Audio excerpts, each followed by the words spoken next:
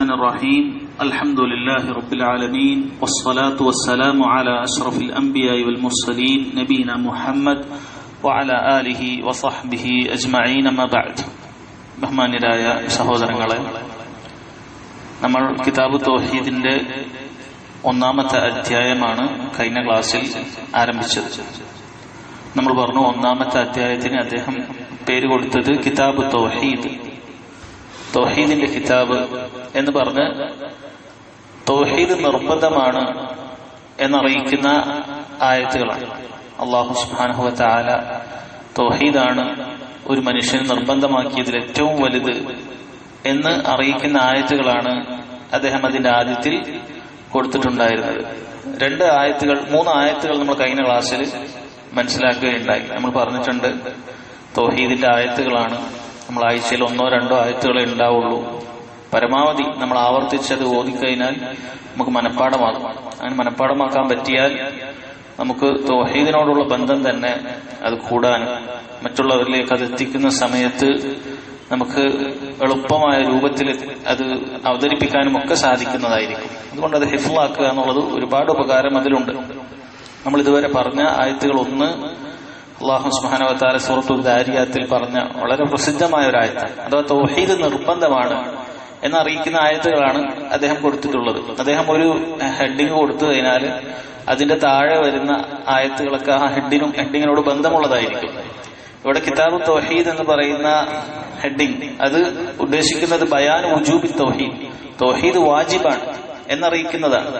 അപ്പൊ അത് വാജിബാണ് എന്നറിയിക്കുന്ന അല്ലാഹു സുബ്ഹാനഹു വ തആലയുടെ ആയത്തുകളും നബി സല്ലല്ലാഹു അലൈഹി വസല്ലമയുടെ ഹദീസുകളായിരിക്കും പിന്നീട് അദ്ദേഹം അതിന്റെ താഴെ കൊടുക്കുക. ഒന്നാമതായി അദ്ദേഹം കൊടുത്തു സൂറത്തു ദാരിയാത്തിലെ ആയത്ത്, വമാ ഖലഖതുൽ ജിന്ന വൽ ഇൻസ ഇല്ലാ ലിയഅ്ബുദൂൻ, മനുഷ്യനെയും ജിന്നിനെയും ഈ രണ്ട് വർഗത്തെയും അല്ലാഹു സുബ്ഹാനഹു വ തആല സൃഷ്ടിച്ചിട്ടില്ല, ഇല്ലാ ലിയഅ്ബുദൂൻ, അവനെ ഇബാദത്ത് ചെയ്യുവാൻ വേണ്ടിയല്ലാതെ എന്ന് പറഞ്ഞു. നമ്മൾ പറഞ്ഞു ഖുർആനിൽ ഇബാദത്ത് എന്ന് എവിടെ കണ്ടാലും അതുകൊണ്ട് ഉദ്ദേശിക്കുന്നത് തൗഹീദാണ്. എവിടെയെങ്കിലും ഉഅ്ബുദുല്ലാഹ് എന്ന് നിങ്ങൾ കണ്ടു, ഇബാദത്ത് ചെയ്യൂ എന്ന് കണ്ടാൽ അതിന്റെ അർത്ഥം വഹീദുല്ലാഹ്, നിങ്ങൾ അല്ലാഹുവിനെ ഏകപ്പെടുത്തണം. തൗഹീദാണ് അതുകൊണ്ട് ഉദ്ദേശിക്കുന്നത്. തൗഹീദ് ഇല്ലാത്തൊരു ഇബാദത്തില്ല. അതുകൊണ്ടാണ് മഹാനായ സഹാബി ഇബ്നു അബ്ബാസ് റളിയല്ലാഹു അൻഹുമാ അദ്ദേഹം പറഞ്ഞു, കുല്ലു മാ വറദ ഫിൽ ഖുർആനി മിനൽ ഇബാദതി ഫമഅനാഹു അത്തൗഹീദ്. ഖുർആനിൽ എവിടെയെല്ലാം നിങ്ങൾ തൗഹീദ് എന്ന് കാണുന്നുണ്ടോ, ഇബാദത്ത് എന്ന് നിങ്ങൾ കാണുന്നുണ്ടോ, അതിന്റെ ഉദ്ദേശം തൗഹീദ് എന്നാണ്. ചില ആളുകൾ പറയും ഖുർആൻ നിങ്ങൾ ഈ പറയുന്ന തൗഹീദ് എന്ന് പറയുന്ന വാക്കിന്റെ ഖുർആനിലില്ല എന്ന് പറയും. അങ്ങനെ പറയുന്ന ആളുകളുണ്ട്. എന്നാൽ ഹദീസിൽ ഈ വാക്കുണ്ട് തൗഹീദ് എന്നുള്ളത്, അൻ യുവഹിദുല്ലാഹ് എന്നൊക്കെ വാക്ക് വന്നിട്ടുണ്ട്. ഇന്ന് ഖുർആനിലില്ലല്ലോ എന്നൊക്കെ പറയും.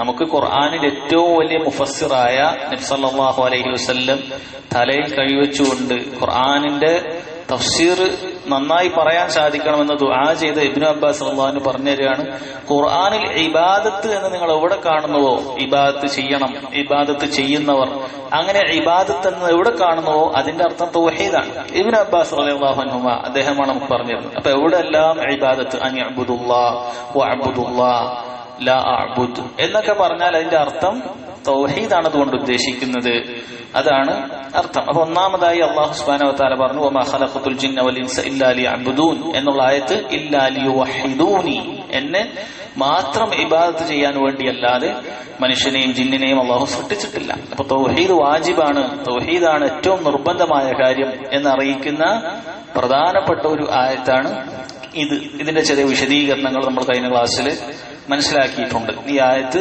നമ്മൾ കാണാപ്പാഠം പഠിക്കേണ്ടതാണ്. വമാ ഖലഖതുൽ ജിന്ന വൽ ഇൻസ ഇല്ലാ ലിയഅ്ബുദൂൻ, മനുഷ്യവർഗത്തെയും ജിന്നുവർഗത്തെയും അല്ലാഹു സുബ്ഹാനഹു വ തആല അവനെ മാത്രം ഇബാദത്ത് ചെയ്യാൻ വേണ്ടിയല്ലാതെ സൃഷ്ടിച്ചിട്ടില്ല എന്ന ആയത്ത്. രണ്ടാമത്തെ ആയത്ത് നമ്മൾ കഴിഞ്ഞ ക്ലാസ്സിൽ മനസ്സിലാക്കിയതാണ് സൂറത്തുൽ നഹ്ലിലെ 36-ാമത്തെ ആയത്ത്. അതിന്റെ ഒരു ഭാഗമാണ് ഇദ്ദേഹം അവിടെ കൊടുത്തിട്ടുള്ളൂ. വലഖദ് ബഅസ്നാ ഫീ കുല്ലി ഉമ്മത്തിൻ റസൂല അൻ ഇഅ്ബുദുല്ലാഹ് വജ്തനിബുത് താഗൂത്ത്, അത്രയും ഭാഗമാണ് കൊടുത്തിട്ടുള്ളത്. ആ ആയത്തിന്റെ ബാക്കിയുണ്ട്. ഫമിൻഹും മൻ ഹദല്ലാഹ് വമിൻഹും മൻ ഹഖ്ഖത് അലൈഹി ദ്ദലാല ഫസീറു ഫിൽ അർളി ഫൻദുറു കൈഫ കാന ആഖിബത്തുൽ മുകദ്ദിബീൻ എന്ന സൂറത്തുൽ നഹ്ലിലെ 36-ാമത്തെ ആയത്താണ്. അതിലെന്താണ് തൗഹീദ് നിർബന്ധമാണ് എന്ന് അറിയിക്കുന്ന ഏത് ഭാഗമാണുള്ളത്? ഞാൻ പറഞ്ഞു, എന്താണോ അദ്ദേഹം ഹെഡിങ് കൊടുക്കുന്നത് അതിന് യോജിക്കുന്ന ആയത്തുകളാണ്, ആ ഹെഡിങ്ങിനെ സാധൂകരിക്കുന്ന ആയത്തുകളാണ് താഴെ കൊടുക്കുക. തൗഹീദ് നിർബന്ധമാണെന്ന് പറഞ്ഞു. ഒന്നാമത് അള്ളാഹു മനുഷ്യനെ സൃഷ്ടിച്ചത് തന്നെ തൗഹീദിന് വേണ്ടിയിട്ടാണെന്ന് പറഞ്ഞു. അത് തന്നെ മതിയായൊരു തെളിവാണ്. വീണ്ടും അതാ രണ്ടാമതൊരു തെളിവ് കൊടുത്തു. വലഖദ് ബഅത്നാ ഫീ കുല്ലി ഉമ്മത്തിൻ റസൂല. ലോകത്ത് ഏതെല്ലാം സമുദായം ഉണ്ടായിട്ടുണ്ടോ അവിടെയെല്ലാം അല്ലാഹു സുബ്ഹാനഹു വ തആല റസൂലുമാരെ പറഞ്ഞയച്ചിട്ടുണ്ട്. എന്തിനു വേണ്ടി? അനി അബ്ദുല്ലാഹ് വജ്തനിബു താഗൂത്ത്, നിങ്ങൾ അള്ളാഹുവിനെ മാത്രം ഇബാദത്ത് ചെയ്യണം. വജ്തനിബു താഗൂത്ത്, അള്ളാഹുവിന് പുറമെ ആരാധിക്കപ്പെടുന്ന സകലതിനെയും വെടിയണം എന്ന് പറഞ്ഞുകൊണ്ട്.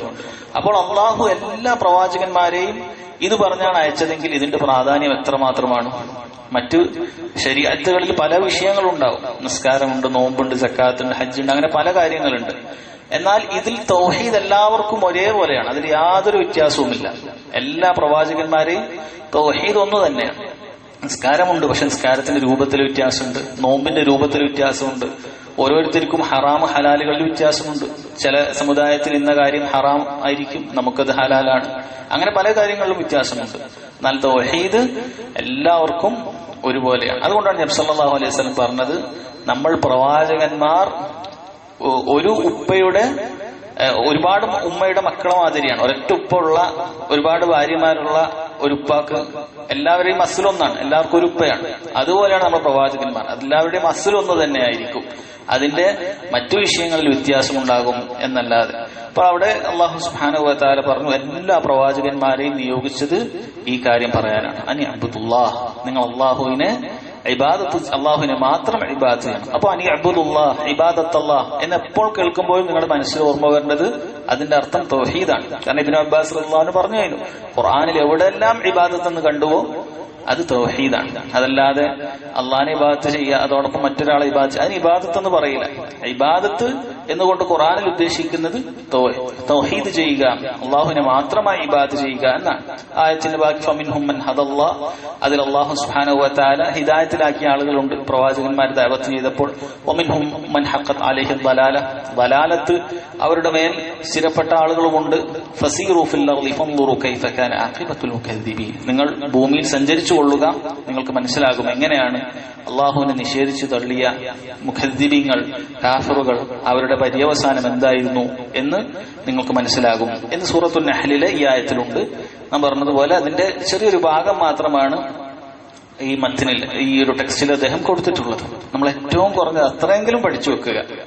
അഥവാ വലഖദ് ബഅസ്നാ ഫീ കുല്ലി ഉമ്മത്തിൻ റസൂല അൻ ഇഅ്ബുദുല്ലാഹ വജ്തനിബുത് താഗൂത്ത്, ഓരോ സമുദായത്തിലേക്കും പ്രവാചകന്മാരെ അല്ലാഹു സുബ്ഹാനഹു വ തആല നിയോഗിച്ചിട്ടുള്ളത് അൻ ഇഅ്ബുദുല്ലാഹ വജ്തനിബുത് താഗൂത്ത്, അല്ലാഹു സുബ്ഹാനഹു വ തആലയെ മാത്രം ഇബാദത്ത് ചെയ്യുക, അവന് പുറമെ ഇബാദത്ത് ചെയ്യപ്പെടുന്ന സകലതിനെയും നിഷേധിക്കുക എന്നുള്ളതാണ്. നമ്മളവിടെ പ്രവാചകന്മാരെ നിയോഗിക്കുന്നതിന്റെ ലക്ഷ്യങ്ങൾ ഒക്കെ നമ്മൾ കഴിഞ്ഞ ക്ലാസ്സിൽ വിശദീകരിച്ചിട്ടുള്ളതാണ്. ഇഖാമത്തുൽ ഹുജ്ജ, അല്ലാഹു സുബ്ഹാനഹു വ തആല അടിമക്കൾക്ക് മേൽ തെളിവ് സ്ഥാപിക്കുന്നതിന് വേണ്ടിയിട്ടാണ് ഈ പ്രവാചകന്മാരെ നിയോഗിച്ചിട്ടുള്ളത്. പ്രവാചകന്മാരെ നിയോഗിച്ചു കഴിഞ്ഞു, അവർക്ക് പിന്നെ ഒരു ഉദ്ർ പറയാനില്ല. എല്ലാ പ്രവാചകന്മാരും തൗഹീദിലേക്ക് ക്ഷണിച്ചിട്ടുണ്ട്. ഇതൊക്കെ നമ്മൾ കഴിഞ്ഞ ക്ലാസ്സിൽ പറഞ്ഞ കാര്യമാണ്. പിന്നീട് മൂന്നാമതൊരായത്ത് നമ്മൾ പറഞ്ഞു, സൂറത്തുൽ ഇസ്രായിലെ 23-ാമത്തെ ആയത്ത്, വഖളാ റബ്ബുക അല്ലാ തഅബുദു ഇല്ലാ ഇയ്യാഹു എന്ന് തുടങ്ങുന്ന ആയത്ത്. ഇതും തൗഹീദ് നിർബന്ധമാണ് എന്ന് അറിയിക്കുന്ന ആയത്താണ്. തൗഹീദ് നിർബന്ധമാണെന്ന് അറിയിക്കുന്ന ആയത്താണ്. എങ്ങനെയാണ് മനസ്സിലാക്കുന്നത്? കാരണം വഖളാ റബ്ബുക, നിന്റെ റബ്ബ് വിധിച്ചിരിക്കുന്നു. ഇവിടെ അർത്ഥം നിന്റെ റബ്ബ് കൽപ്പിച്ചിരിക്കുന്നു. അമറ റബ്ബുക, നിന്റെ റബ്ബ് നിന്നോട് കൽപ്പിച്ചിരിക്കുന്നു. എന്താണ് കൽപ്പിച്ചത്? ഒരുപാട് കാര്യങ്ങൾ കൽപ്പിച്ചത് ഈ ആയത്തിൽ പറയുന്നുണ്ട്. അതിൽ ആദ്യം പറഞ്ഞത് എന്താണ്?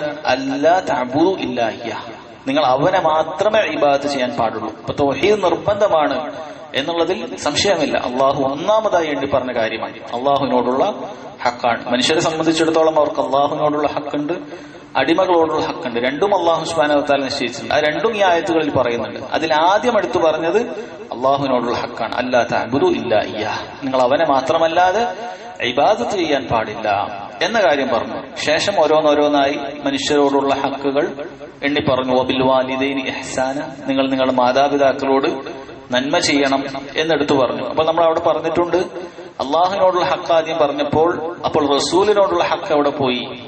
അത് നമ്മൾ ഉത്തരം പറഞ്ഞു. കാരണം അല്ലാ തഅബുദു ഇല്ലാ ഇയ്യാഹ്, നിങ്ങൾ അള്ളാഹുവിന് മാത്രം ഇബാദത്ത് ചെയ്യുക എന്ന് പറഞ്ഞാൽ അതിൽ റസൂലിന്റെ ഹക്ക് ഉൾപ്പെട്ടു. കാരണം ഒരാൾക്ക് അള്ളാഹുവിനെ ഒരിക്കലും തന്നെ റസൂല് കാണിച്ചു തന്ന മാർഗത്തിലൂടെ അല്ലാതെ ഇബാദത്ത് ചെയ്യാൻ സാധിക്കുകയില്ല. ഒരു ഇബാദത്ത് എന്ന് പറയാൻ തന്നെ 2 ഷർത്തുകളാണ്. ഒന്നത് അള്ളാഹു സുബ്ഹാനഹു വ തആലക്ക് മാത്രമായിരിക്കണം. 2 റസൂൽ സല്ലല്ലാഹു അലൈഹി വസല്ലമയുടെ സുന്നത്തിനോട് യോജിക്കണം. ഈ 2ൽ ഏതെങ്കിലും ഒന്ന് അതിൽ കുറവ് വന്നാൽ ഇബാദത്ത് തള്ളിപ്പോകും. അത് എത്ര നമ്മൾ പരിശ്രമിച്ചിട്ടും കാര്യമല്ല. ഒരാള് നല്ല ആത്മാർത്ഥതയോടുകൂടി പ്രവർത്തിക്കുന്നു, അള്ളാഹുവിന് വേണ്ടിയിട്ടാണ്, അള്ളാഹു സ്വീകരിക്കണം എന്ന വലിയ ആത്മാർത്ഥതയുണ്ട്. ഒരാളെയും കാണണമെന്ന് അയാൾക്ക് യാതൊരു ആഗ്രഹവുമില്ല. ചിലപ്പോൾ അയാള് മൂടി ആരും കാണാത്തൊരു മുറിയിൽ നിന്നായിരിക്കും ചെയ്യുന്നത്. പക്ഷെ അയാൾ ആ ചെയ്യുന്ന പ്രവർത്തനത്തിന് റസൂൽ സല്ലല്ലാഹു അലൈഹി വസല്ലമയുടെ സുന്നത്തിനോട് യോജിപ്പില്ല എങ്കിൽ അത് അള്ളാഹു സ്വീകരിക്കുകയില്ല. കാരണം അള്ളാഹു പ്രവാചകന്മാരെ നിയോഗിച്ചിട്ടുള്ളത് അള്ളാഹുവിനെ എങ്ങനെ ഇബാദത്ത് ചെയ്യണം എന്നുകൂടി പഠിപ്പിക്കാനാണ്. അള്ളാഹുവിനെ മാത്രം ഇബാദത്ത് ചെയ്യണമെന്ന് മാത്രം പറയാനല്ല, മറിച്ച് അതോടൊപ്പം അള്ളാഹുവിനെ എങ്ങനെ ഇബാദത്ത് ചെയ്യണം. അതല്ലാതെ ഓരോരുത്തർക്കും അവരവരുടെ ബുദ്ധിയിൽ തോന്നുന്ന രൂപത്തിൽ അള്ളാഹുവിനെ ഇബാദത്ത് ചെയ്താൽ അള്ളാഹു സ്വീകരിക്കുകയില്ല. അതുകൊണ്ടാണ് നമ്മുടെ കലിമത്തു തൗഹീദ്, നമ്മുടെ ഷഹാദത്ത് 2 എണ്ണമാണ്. അഷ്ഹദു അല്ലാ ഇലാഹ ഇല്ലല്ലാഹ് വ അന്ന മുഹമ്മദൻ റസൂലുള്ളാഹ്. അല്ലാഹു സുബ്ഹാനഹു വ തആലയെ മാത്രം ആരാധനക്കർഹനാണെന്ന് ഞാൻ സാക്ഷ്യം വഹിക്കുന്നു. അവിടെ തീർന്നില്ല. വ അന്ന മുഹമ്മദൻ റസൂലുള്ളാഹ്. മുഹമ്മദ് അല്ലാഹുവിന്റെ റസൂലാണ്. ആ റസൂലാണ് അല്ലാഹുവിലേക്ക് എത്തേണ്ട മാർഗങ്ങൾ കാണിച്ചു തരേണ്ടത്. ആ റസൂൽ കാണിക്കാത്ത മാർഗത്തിലൂടെ നമ്മൾ എത്ര ആത്മാർത്ഥതയോടുകൂടി അമലുകൾ ചെയ്താലും അത് സ്വീകരിക്കപ്പെടുന്നതല്ല. രണ്ടാമത്, ഒരാള് റസൂലിന്റെ അതേ സുന്നത്തോടു കൂടിയാണ് ചെയ്യുന്നത് നിസ്കാരമാണ്, റസൂൽ കാണിച്ചതാണ്, പഠിപ്പിച്ചതാണ്, സദഖയാണ്, റസൂൽ സല്ലല്ലാഹു അലൈഹി വസല്ലം പ്രേരിപ്പിച്ചതാണ്. പക്ഷേ അള്ളാഹുവോടൊപ്പം വേറെ ആരെയെങ്കിലും അതിൽ ഉദ്ദേശിച്ചു കഴിഞ്ഞാൽ ആ അമലും അള്ളാഹു സുബ്ഹാനഹു വ തആല സ്വീകരിക്കുകയില്ല. അപ്പോൾ നമ്മൾ പറഞ്ഞു, ഇവിടെ റസൂലിന്റെ ഹക്ക് പ്രത്യേകിച്ച് എടുത്തു പറയാത്തത് അള്ളാഹുവിനെ അല്ലാ തഅബുദു ഇല്ലാ ഇയ്യാഹ് എന്ന് പറയുന്നതിൽ തന്നെ റസൂലിന്റെ ഹക്കും ഉൾപ്പെട്ടിട്ടുണ്ട്.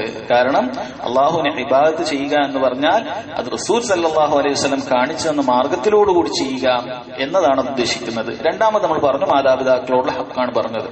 അത് അള്ളാഹു വിശദീകരിച്ചു പറഞ്ഞു. ഈ ആയത്തിലും അടുത്ത ആയത്തിലും അതിനെക്കുറിച്ച് വളരെ വിശദീകരിച്ചു പറഞ്ഞു. നമ്മൾ ചുരുങ്ങിയ രൂപത്തിൽ മാത്രമേ വിശദീകരിച്ചിട്ടുള്ളൂ. കാരണം നമ്മൾ കിതാബ് തൗഹീദുമായി ബന്ധപ്പെട്ട ക്ലാസ്സാണ്. അപ്പൊ നമ്മൾ തൗഹീദുമായി ബന്ധപ്പെട്ട കാര്യങ്ങളായിരിക്കും കൂടുതൽ വിശദീകരിക്കുക, മറ്റു കാര്യങ്ങൾ കുറഞ്ഞ അളവിലായിരിക്കും. അതിൽ പറഞ്ഞു, വബിൽ വാലിദൈനി ഇഹ്സാന, നിങ്ങൾ മാതാപിതാക്കളോട് ഇഹ്സാൻ ചെയ്യണം, നന്മ ചെയ്യണം.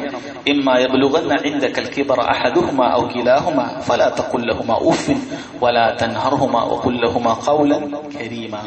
നിങ്ങളുടെ അടുക്കൽ മാതാപിതാക്കളിൽ 2 പേർ, അതല്ലെങ്കിൽ അതിലൊരാൾ വാർദ്ധക്യത്തിൽ നിങ്ങളുടെ കൂടെയുണ്ട് എങ്കിൽ നിങ്ങൾ അവരോട് ഉഫ് എന്ന് പറയുന്ന നീരസം പ്രകടിപ്പിക്കാൻ ഉപയോഗിക്കുന്ന ഏറ്റവും ചെറിയൊരു വാക്കുപോലും നിങ്ങൾ പറയാൻ പാടില്ല. വലാ തൻഹർഹുമാ, അവരോട് കയർത്ത് സംസാരിക്കാൻ പാടില്ല. അഥവാ ഉപദ്രവത്തിന്റെ ഏറ്റവും കുറഞ്ഞ അളവും പറഞ്ഞു, കൂടിയ അളവും പറഞ്ഞു, ഇതൊന്നും തന്നെ പാടില്ല. വഖുൽ ലഹുമാ ഖൗലൻ കരീമാ, നിങ്ങൾ അങ്ങേയറ്റം മാന്യതയുടെ വളരെ നേർത്ത രൂപത്തിലുള്ള സംസാരമേ സംസാരിക്കാൻ പാടുള്ളൂ. ഇത് വിശദീകരിക്കാൻ തുടങ്ങിയ ധാരാളം സലഫുകൾ ഈ ആയത്തിന് എങ്ങനെയാണ് അവരുടെ ജീവിതത്തിൽ കൊണ്ടുവന്നത് എന്ന് വിശദീകരിക്കുകയാണെങ്കിൽ ധാരാളമായിട്ടുണ്ട്. നമ്മൾ അവിടേക്ക് ഇപ്പോൾ പോകുന്നില്ല. എന്നിട്ട് അല്ലാഹു സുബ്ഹാനഹു വ തആല അവർക്കുള്ള മറ്റ് ഹക്ക്, അവർക്ക് ദുആ ചെയ്യേണ്ട കാര്യം, വഖുർ റബ്ബിർഹംഹുമാ കമാ റബ്ബയാനി സഗീറ എന്ന ദുആ മാതാപിതാക്കൾക്ക് വേണ്ടി പ്രാർത്ഥിക്കേണ്ട കാര്യമൊക്കെ തൊട്ടടുത്ത ആയത്തിൽ വിശദീകരിക്കുന്നുണ്ട്. ഇതാണ് രണ്ടാമത്തെ ആയത്ത്. മൂന്നാമത്തെ ആയത്ത്, ഈ ആയത്തിൽ നമ്മുടെ ഹെഡിങ്ങിനോടുള്ള ബന്ധം എന്ന് പറയുന്നത് അള്ളാഹുവിന്റെ ഈ വാക്കാണ്, വഖളാ റബ്ബുക അല്ലാ തഅബുദു ഇല്ലാ ഇയ്യാഹ്. അള്ളാഹുവിനെ മാത്രം ഇബാദത്ത് ചെയ്യണം എന്നത് നിന്റെ റബ്ബ് നിനക്ക് വിധിച്ചിരിക്കുന്നു, നിന്റെ റബ്ബ് അങ്ങനെ ഖളാ ചെയ്തിരിക്കുന്നു എന്ന് നമ്മൾ പറയുകയുണ്ടായി. ശേഷം അടുത്ത ആയത്താണ് നമ്മൾ ഇന്ന് ആരംഭിക്കുന്നത്. അടുത്ത ആയത്ത് സൂറത്തു നിസായിലെ 36-ാമത്തെ ആയത്താണ്. സൂറത്തു നിസായിലെ 36-ാമത്തെ ആയത്തിൽ ഇതിൽ കാണാം, വഖൗലുഹു വഅബ്ദുല്ലാഹ് വലാ തുശ്രികൂ ബിഹി ശൈആ അൽ ആയ എന്നാണ് കൊടുത്തിട്ടുണ്ടാവുക. നമ്മുടെ കിതാബിൽ, നമ്മുടെ കയ്യിൽ കിട്ടിയ പേപ്പറിലേക്ക് കാണാം, വഅബ്ദുല്ലാഹ്, നിങ്ങൾ അല്ലാഹുവിനെ ഇബാദത്ത് ചെയ്യുക, വലാ തുശ്രികൂ ബിഹി ശൈആ, അവനിൽ യാതൊന്നും നിങ്ങൾ പങ്കു ചേർക്കാൻ പാടില്ല എന്ന് പറഞ്ഞ അൽ ആയ എന്ന് കൊടുത്തിട്ടുണ്ടാവും. ഇങ്ങനെയുള്ള കിതാബുകളിൽ ആയത്ത് പൂർണ്ണമായി കൊടുക്കാതെ അൽ ആയ എന്ന് പറഞ്ഞാൽ അതുകൊണ്ട് ഉദ്ദേശിക്കുന്നത് ഇല ആഖിരിൽ ആയ, ആ ആയത്ത് മുഴുവനുണ്ട്, ആ ആയത്ത് മുഴുവൻ നിങ്ങൾ നോക്കണം. അദ്ദേഹം അതിന്റെ വിഷയവുമായി ബന്ധപ്പെട്ട കാര്യം അവിടെ കൊടുക്കും. എന്നിട്ട്, കാരണം ചിലപ്പോൾ വലിയ ആയത്തായിരിക്കും, ആ ആയത്തിൽ ഈ വിഷയം പറയുന്നത് അതിന്റെ ആദ്യ ഭാഗത്തായിരിക്കും, അപ്പോൾ അൽ ആയ എന്ന് കൊടുക്കും. അതിന് പണ്ഡിതന്മാർ 2 രൂപത്തിൽ പറഞ്ഞിട്ടുണ്ട്. ഒന്നുകിൽ അതിന്റെ അർത്ഥം ഇല ആഖിരിൽ ആയ, ഈ ആയത്തിന്റെ അവസാനം വരെ, അല്ലെങ്കിൽ അക്മിലിൽ ആയ, നിങ്ങൾ ആയത്ത് പൂർത്തിയാക്കുക, ആയത്ത് പൂർണ്ണമായി നിങ്ങൾ മനസ്സിലാക്കുക എന്നായിരിക്കും അതുകൊണ്ട് ഉദ്ദേശിക്കുന്നത്. അതിന്റെ ചുരുക്കമായിട്ടാണ് അൽ ആയ എന്നവിടെ കൊടുത്തിട്ടുള്ളത്. ഇതിലും എന്താണ് ഈ ഹെഡിങ്ങുമായി ബന്ധം? അല്ലാഹു സുബ്ഹാനഹു വ തആല ഈ ആയത്തിലും ഒരുപാട് ഹക്കുകൾ വിശദീകരിക്കുന്നുണ്ട്. കഴിഞ്ഞ ആയതുപോലെ തന്നെ അതിനേക്കാൾ കൂടുതൽ ആളുകൾ, ഒരുപാട് മനുഷ്യന്മാരോടുള്ള ഹക്കുകൾ ഈ ആയത്തിൽ വിശദീകരിക്കുന്നുണ്ട്. അപ്പൊ അതിൽ ആദ്യമായി എടുത്തു പറയുന്നത് വഅബ്ദുല്ലാഹ്, നിങ്ങൾ അല്ലാഹു സുബ്ഹാനഹു വ തആലയെ ഇബാദത്ത് ചെയ്യുക. നമ്മൾ പറഞ്ഞു വഅബ്ദുല്ലാഹ് എന്ന് അല്ലാഹു പറഞ്ഞാൽ അതിന്റെ അർത്ഥം വഹിദുല്ലാഹ്, നിങ്ങൾ അല്ലാഹുവിനെ ഏകനാക്കുക. നിങ്ങളുടെ പ്രാർത്ഥനകളും സഹായഘട്ടങ്ങളും നിങ്ങൾ എന്തെല്ലാം കാര്യങ്ങൾ നിങ്ങൾ ഇബാദത്തായി ചെയ്യുന്നോ അതെല്ലാം അല്ലാഹു സുബ്ഹാനഹു വ തആലയ്ക്ക് മാത്രമാക്കണം. ഇത് അല്ലാഹുവിന്റെ കൽപ്പനയാണ്. അതിൽ ചെറുതും വലുതുമായ ശിർക്കിൽ നിന്നും വിട്ടുനിൽക്കാനുള്ള കൽപ്പനയുണ്ട്. അല്ലാഹുവിനെ മാത്രം ഇബാദത്ത് ചെയ്യുക എന്ന് പറഞ്ഞാൽ അത് വലിയ ശിർക്കിൽ നിന്നും മാത്രം പോരാ, ചെറിയ ശിർക്കിൽ നിന്നും ഒഴിവാകണം. അല്ലാഹു സുബ്ഹാനഹു വ തആല എങ്കിൽ മാത്രമേ അത് സ്വീകരിക്കുകയുള്ളൂ. ഒരാള് ഖബറിന്റെ അടുക്കലൊന്നും പോകുന്നില്ല, പക്ഷെ അയാൾ ഇബാദത്ത് ചെയ്യുമ്പോൾ ആളുകൾ കാണണമെന്ന് ഉദ്ദേശിക്കുന്നുണ്ട് എങ്കിൽ അയാളുടെ ഇബാദത്ത് അല്ലാഹു സുബ്ഹാനഹു വ തആല സ്വീകരിക്കുകയില്ല. അന അഗ്ന ശുറക്കാ മിനശ് ശിർക്ക്, ഞാൻ എന്നിൽ പങ്കു ചേർക്കുന്ന ആളുകളിൽ നിന്നെല്ലാം ഞാൻ സ്വയം പര്യാപ്തനാണ്. അല്ലാഹു സുബ്ഹാനഹു വ തആലക്ക് നിങ്ങൾ ആരെങ്കിലും കൂടെ കൊടുക്കുന്നത് അല്ലാഹു ഇഷ്ടപ്പെടുന്നില്ല, മറിച്ച് അല്ലാഹുവിന് മാത്രമായിരിക്കണം. ഇഖ്ലാസോടുകൂടി ഇബാദത്ത് ചെയ്യണം എന്നാണ് അല്ലാഹു കൽപ്പിച്ചിട്ടുള്ളത്. അപ്പോൾ അല്ലാഹു പറഞ്ഞു വഅബ്ദുല്ലാഹ്, നിങ്ങൾ അല്ലാഹു സുബ്ഹാനഹു വ തആലയെ ഇബാദത്ത് ചെയ്യുക. വലാ തുശ്രികൂ ബിഹി ഷൈആ, അവനിൽ ഒന്നിനെയും നിങ്ങൾ പങ്കു ചേർക്കാൻ പാടില്ല എന്ന് പറഞ്ഞു. ഇവിടെ ഷൈഅൻ എന്ന് പറയുന്ന വാക്കാണ് ഉപയോഗിച്ചത്. അത് അറബി ഭാഷയിൽ ഒരു നിയമമുണ്ട്. ഈ ഷൈ എന്ന് പറഞ്ഞാൽ അതിൽ എല്ലാത്തിനെയും എന്നാണ് നമ്മൾ മലയാളത്തിൽ കാണാറുണ്ട്. എല്ലാത്തിനെയും എന്നുള്ളത് ഉൾക്കൊണ്ടു. എല്ലാത്തിനെയും ഉൾക്കൊണ്ടു എന്ന് പറഞ്ഞാൽ പിന്നെ ദുനിയാവിൽ ഒന്നും ബാക്കിയില്ല. അള്ളാഹുവിന് പുറമെ ഒന്നിനെയും ഇബാദത്ത് ചെയ്യാൻ പാടില്ല എന്നതിന് അർത്ഥമുണ്ട്. അതുകൊണ്ട് അള്ളാഹു അല്ലാത്ത ആളുകളോട് മക്കാ മുശ്രിക്കുകൾ ചോദിച്ചത് അത് ഇന്ന ഏതൊക്കെ ആളുകളാണ്, സാലിഹ്യങ്ങളായിരുന്നില്ല എന്നൊന്നും പറഞ്ഞിട്ട് കാര്യമില്ല. അവർ യഥാർത്ഥത്തിൽ സാലിഹ്യങ്ങളോട് ചോദിച്ചിട്ടുണ്ട്. നമ്മൾ ചോദിക്കുന്നത് അള്ളാഹുവിലേക്ക് അടുപ്പം സിദ്ധിച്ചിട്ടുള്ള സാലിഹ്യങ്ങളോടാണ്, അതുകൊണ്ട് കുഴപ്പമില്ല. അല്ലെങ്കിൽ നബിമാരോടാണ് നമ്മൾ ചോദിക്കുന്നത്, അതുകൊണ്ട് കുഴപ്പമില്ല എന്ന് ഒരാൾക്ക് പറയാൻ സാധിക്കില്ല. കാരണം അള്ളാഹു പറഞ്ഞത് വലാ തുശ്രികൂ ബിഹി ഷൈആ, ഒന്നിനെയും ഇബാദത്തിൽ പങ്കു ചേർക്കാൻ പാടില്ല. ഷെയ് എന്ന് പറഞ്ഞാൽ എല്ലാം ഉൾപ്പെട്ടു. അറബി ഭാഷയിൽ ഒരു കാര്യം നിയമമുണ്ട്. ഈ ഷെയ് എന്ന് പറയുന്ന വാക്ക് ഒരു കാര്യം ഒഴിവാക്കണം എന്ന് പറഞ്ഞ സ്ഥലത്താണ് ഉപയോഗിക്കുന്നതെങ്കിൽ പൂർണ്ണമായി ആ ഇനത്തിൽപ്പെടുന്ന എല്ലാത്തിനെയും ഒഴിവാക്കണം. അള്ളാഹു അല്ലാത്ത മുഴുവൻ കാര്യത്തെയും ഒഴിവാക്കണം. അവിടെ അള്ളാഹുവിലേക്ക് അടുപ്പം സിദ്ധിച്ച മലക്കുകളില്ല, അള്ളാഹു സുബ്ഹാനഹു വ തആലയിലേക്ക് അടുപ്പം സിദ്ധിച്ച നബിമാരില്ല, വലിയകളില്ല, സാലിഹുകളില്ല. ഏത് വസ്തു ആകട്ടെ, ഒരു മഖ്ലൂക്കിനും അള്ളാഹു സുബ്ഹാനഹു വ തആലയോടൊപ്പം ദുആ ചെയ്യാൻ പാടില്ല. അള്ളാഹു പറഞ്ഞല്ലോ അന്നൽ മസാജിദ ലില്ലാഹ് ഫലാ തദ്ഉ മഅല്ലാഹി അഹദ, അള്ളാഹു സുബ്ഹാനഹു വ തആലയോട് മാത്രം ദുആ ചെയ്യുക. അതിനു വേണ്ടിയിട്ടാണ് അള്ളാഹു സുബ്ഹാനഹു വ തആലയുടെ മസ്ജിദുകൾ. ഫലാ തദ്ഉ മഅല്ലാഹി അഹദ, അള്ളാഹുവോടൊപ്പം നിങ്ങൾ ഒരാളോടും ദുആ ചെയ്യാൻ പാടില്ല. ഒരാളോടെന്ന് പറഞ്ഞാൽ അള്ളാഹു കഴിഞ്ഞാൽ പിന്നെ ആരുമില്ല, അതാണ് ഇതിന്റെ അർത്ഥം. അതുകൊണ്ടാണ് ഇവിടെ പറഞ്ഞത് വലാ തുശ്രികൂ ബിഹി ഷൈആ, ഒന്നിനെയും നിങ്ങൾ പങ്കു ചേർക്കാൻ പാടില്ല.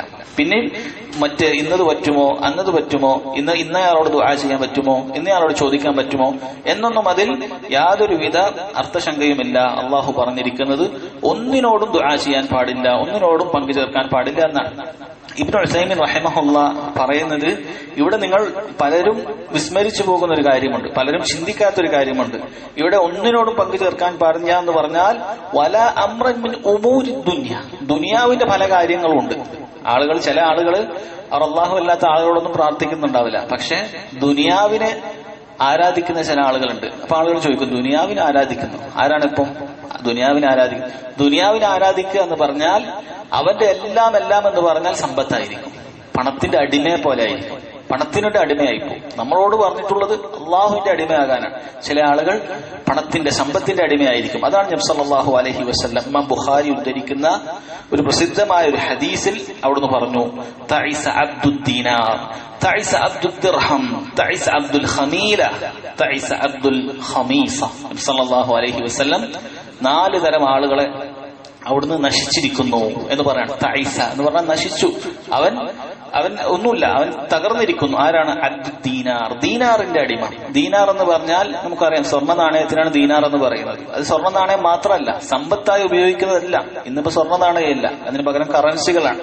അപ്പൊ അതിന് അതിന്റെ അടിമ നശിച്ചിരിക്കുന്നു. അതിന്റെ അടിമ എന്ന് പറഞ്ഞാൽ ആ ഹദീസിൽ പറയുന്നുണ്ട്, അതാണ് അവന്റെ തൃപ്തി. അതിലെന്തെങ്കിലും കുറഞ്ഞു പോയി കഴിഞ്ഞാൽ അവൻ ആകെ നശിച്ചവനെ പോലെയാണ്. അവന് പിന്നെ ഒരു തൃപ്തി ഉണ്ടാവില്ല. ആ സമ്പത്തിൽ എന്തെങ്കിലും ഒരു കുറവ് വന്നാൽ പിന്നീട് അവന്റെ ദുനിയാവിൽ ഒന്നും തന്നെ അവന് തൃപ്തി ഉണ്ടാവുകയില്ല. അതിന്റെ അടിമയെ പോലെ ജീവിക്കും. അതുകൊണ്ടല്ല പല ആളുകളെ നമ്മൾ കാണുന്നത്, അവർ ആ സമ്പത്ത് കിട്ടുന്നതിന് വേണ്ടിയിട്ട് അള്ളാഹുവിനുള്ള ഇബാദത്തുകളൊക്കെ ഉപേക്ഷിക്കും. അവൻ നിസ്കാരം പ്രശ്നമായിരിക്കൂല. എത്ര ആളുകൾ അവര് മസ്ജിദിലേക്ക് ബാങ്ക് വിളിക്കുന്നുണ്ടാവും, പക്ഷെ ആ സമ്പത്തിന്റെ അടിമയായി തീർന്നിട്ടുണ്ടാവും. ആ സമ്പത്ത് കിട്ടണം. ഈ നേരം ഇവിടെ തുറന്നിരുന്നാൽ മാത്രമേ സമ്പത്ത് കിട്ടുകയുള്ളൂ. അതിന്റെ അടിമയെ പോലെ പെരുമാറും. അതാണ് അവിടെ പറഞ്ഞിട്ടുള്ളത്. അതല്ലാതെ കേവലം ഞാൻ ജാറത്തിൽ പോകുന്നില്ല അല്ലെങ്കിൽ അങ്ങനെയുള്ള ശിർക്ക് ചെയ്യുന്നില്ല എന്ന് മാത്രമല്ല, ഇവിടെ ദുനിയാവിന്റെ ശിർക്കുമുണ്ട്. അതെന്താണ്? ദുനിയാവിന്റെ അടിമയായി തീരുക. എന്നിട്ട് റബ്ബിനുള്ള ഇബാദത്ത് അത് യാതൊരു ശ്രദ്ധയും ഉണ്ടാകുകയില്ല. ഇങ്ങനെ സമ്പത്തുണ്ടാക്കുക. അള്ളാഹു കൽപ്പിച്ച സക്കാത്ത് കൊടുക്കാത്ത ആളുകൾ, അള്ളാഹു സുബ്ഹാനഹു വ തആല കൽപ്പിച്ച റമളാൻ മാസത്തിൽ വീഴ്ച വരുത്തുന്നവർ, അതിന്റെ രാവും പകലും എല്ലാം തന്നെ ഈ ഒരു സമ്പത്ത് ഉണ്ടാക്കുക എന്നൊരൊറ്റ ചിന്തയെ ഉണ്ടാവുകയുള്ളൂ. അത് തന്നെയാണ് അടുത്തതും പറഞ്ഞത്. അബ്ദുൽ ദിർഹം, വെള്ളി നാണയമാണത്. അത് രണ്ടുമായിരുന്നു അന്നത്തെ പ്രധാനപ്പെട്ട കറൻസി. ഇന്നിപ്പോ ഡോളറും പൗണ്ടും നമ്മുടെ റുപ്പീസും ഒക്കെ ഇതിൽ ഉൾപ്പെട്ടു. എല്ലാ കാര്യങ്ങളും ഇതിൽ ഉൾപ്പെട്ടു. അതിനുവേണ്ടി പണിയെടുക്കുന്നവർ നശിച്ചിരിക്കുന്നു. അതുപോലെ തൈസ് അബ്ദുൽ ഖമീല, തൈസ് അബ്ദുൽ ഖമീസ്, ഇത് രണ്ടും വസ്ത്രത്തിന്റെ ഇനങ്ങളാണ്. ഖമീല എന്ന് പറഞ്ഞാൽ അത് കറുത്ത വസ്ത്രം, ഒരു പ്രത്യേക തരത്തിലുള്ള നല്ല ഭംഗിയുള്ള വസ്ത്രം. ഖമീസ എന്ന് പറഞ്ഞാൽ വെളുത്ത വസ്ത്രം. അതായത് രണ്ടും കറുപ്പും വെളുപ്പും എന്നുള്ള നിറം മാത്രമല്ല, വസ്ത്രമായിരിക്കും അവന്റെ പ്രധാനം. എങ്ങനെയെങ്കിൽ ഏറ്റവും നല്ല ഭംഗിയുള്ള, ഏറ്റവും നല്ല ആർഭാടമുള്ള വസ്ത്രങ്ങൾ ധരിക്കുക, ഭൗതിക സുഖങ്ങൾ ലഭിക്കുക.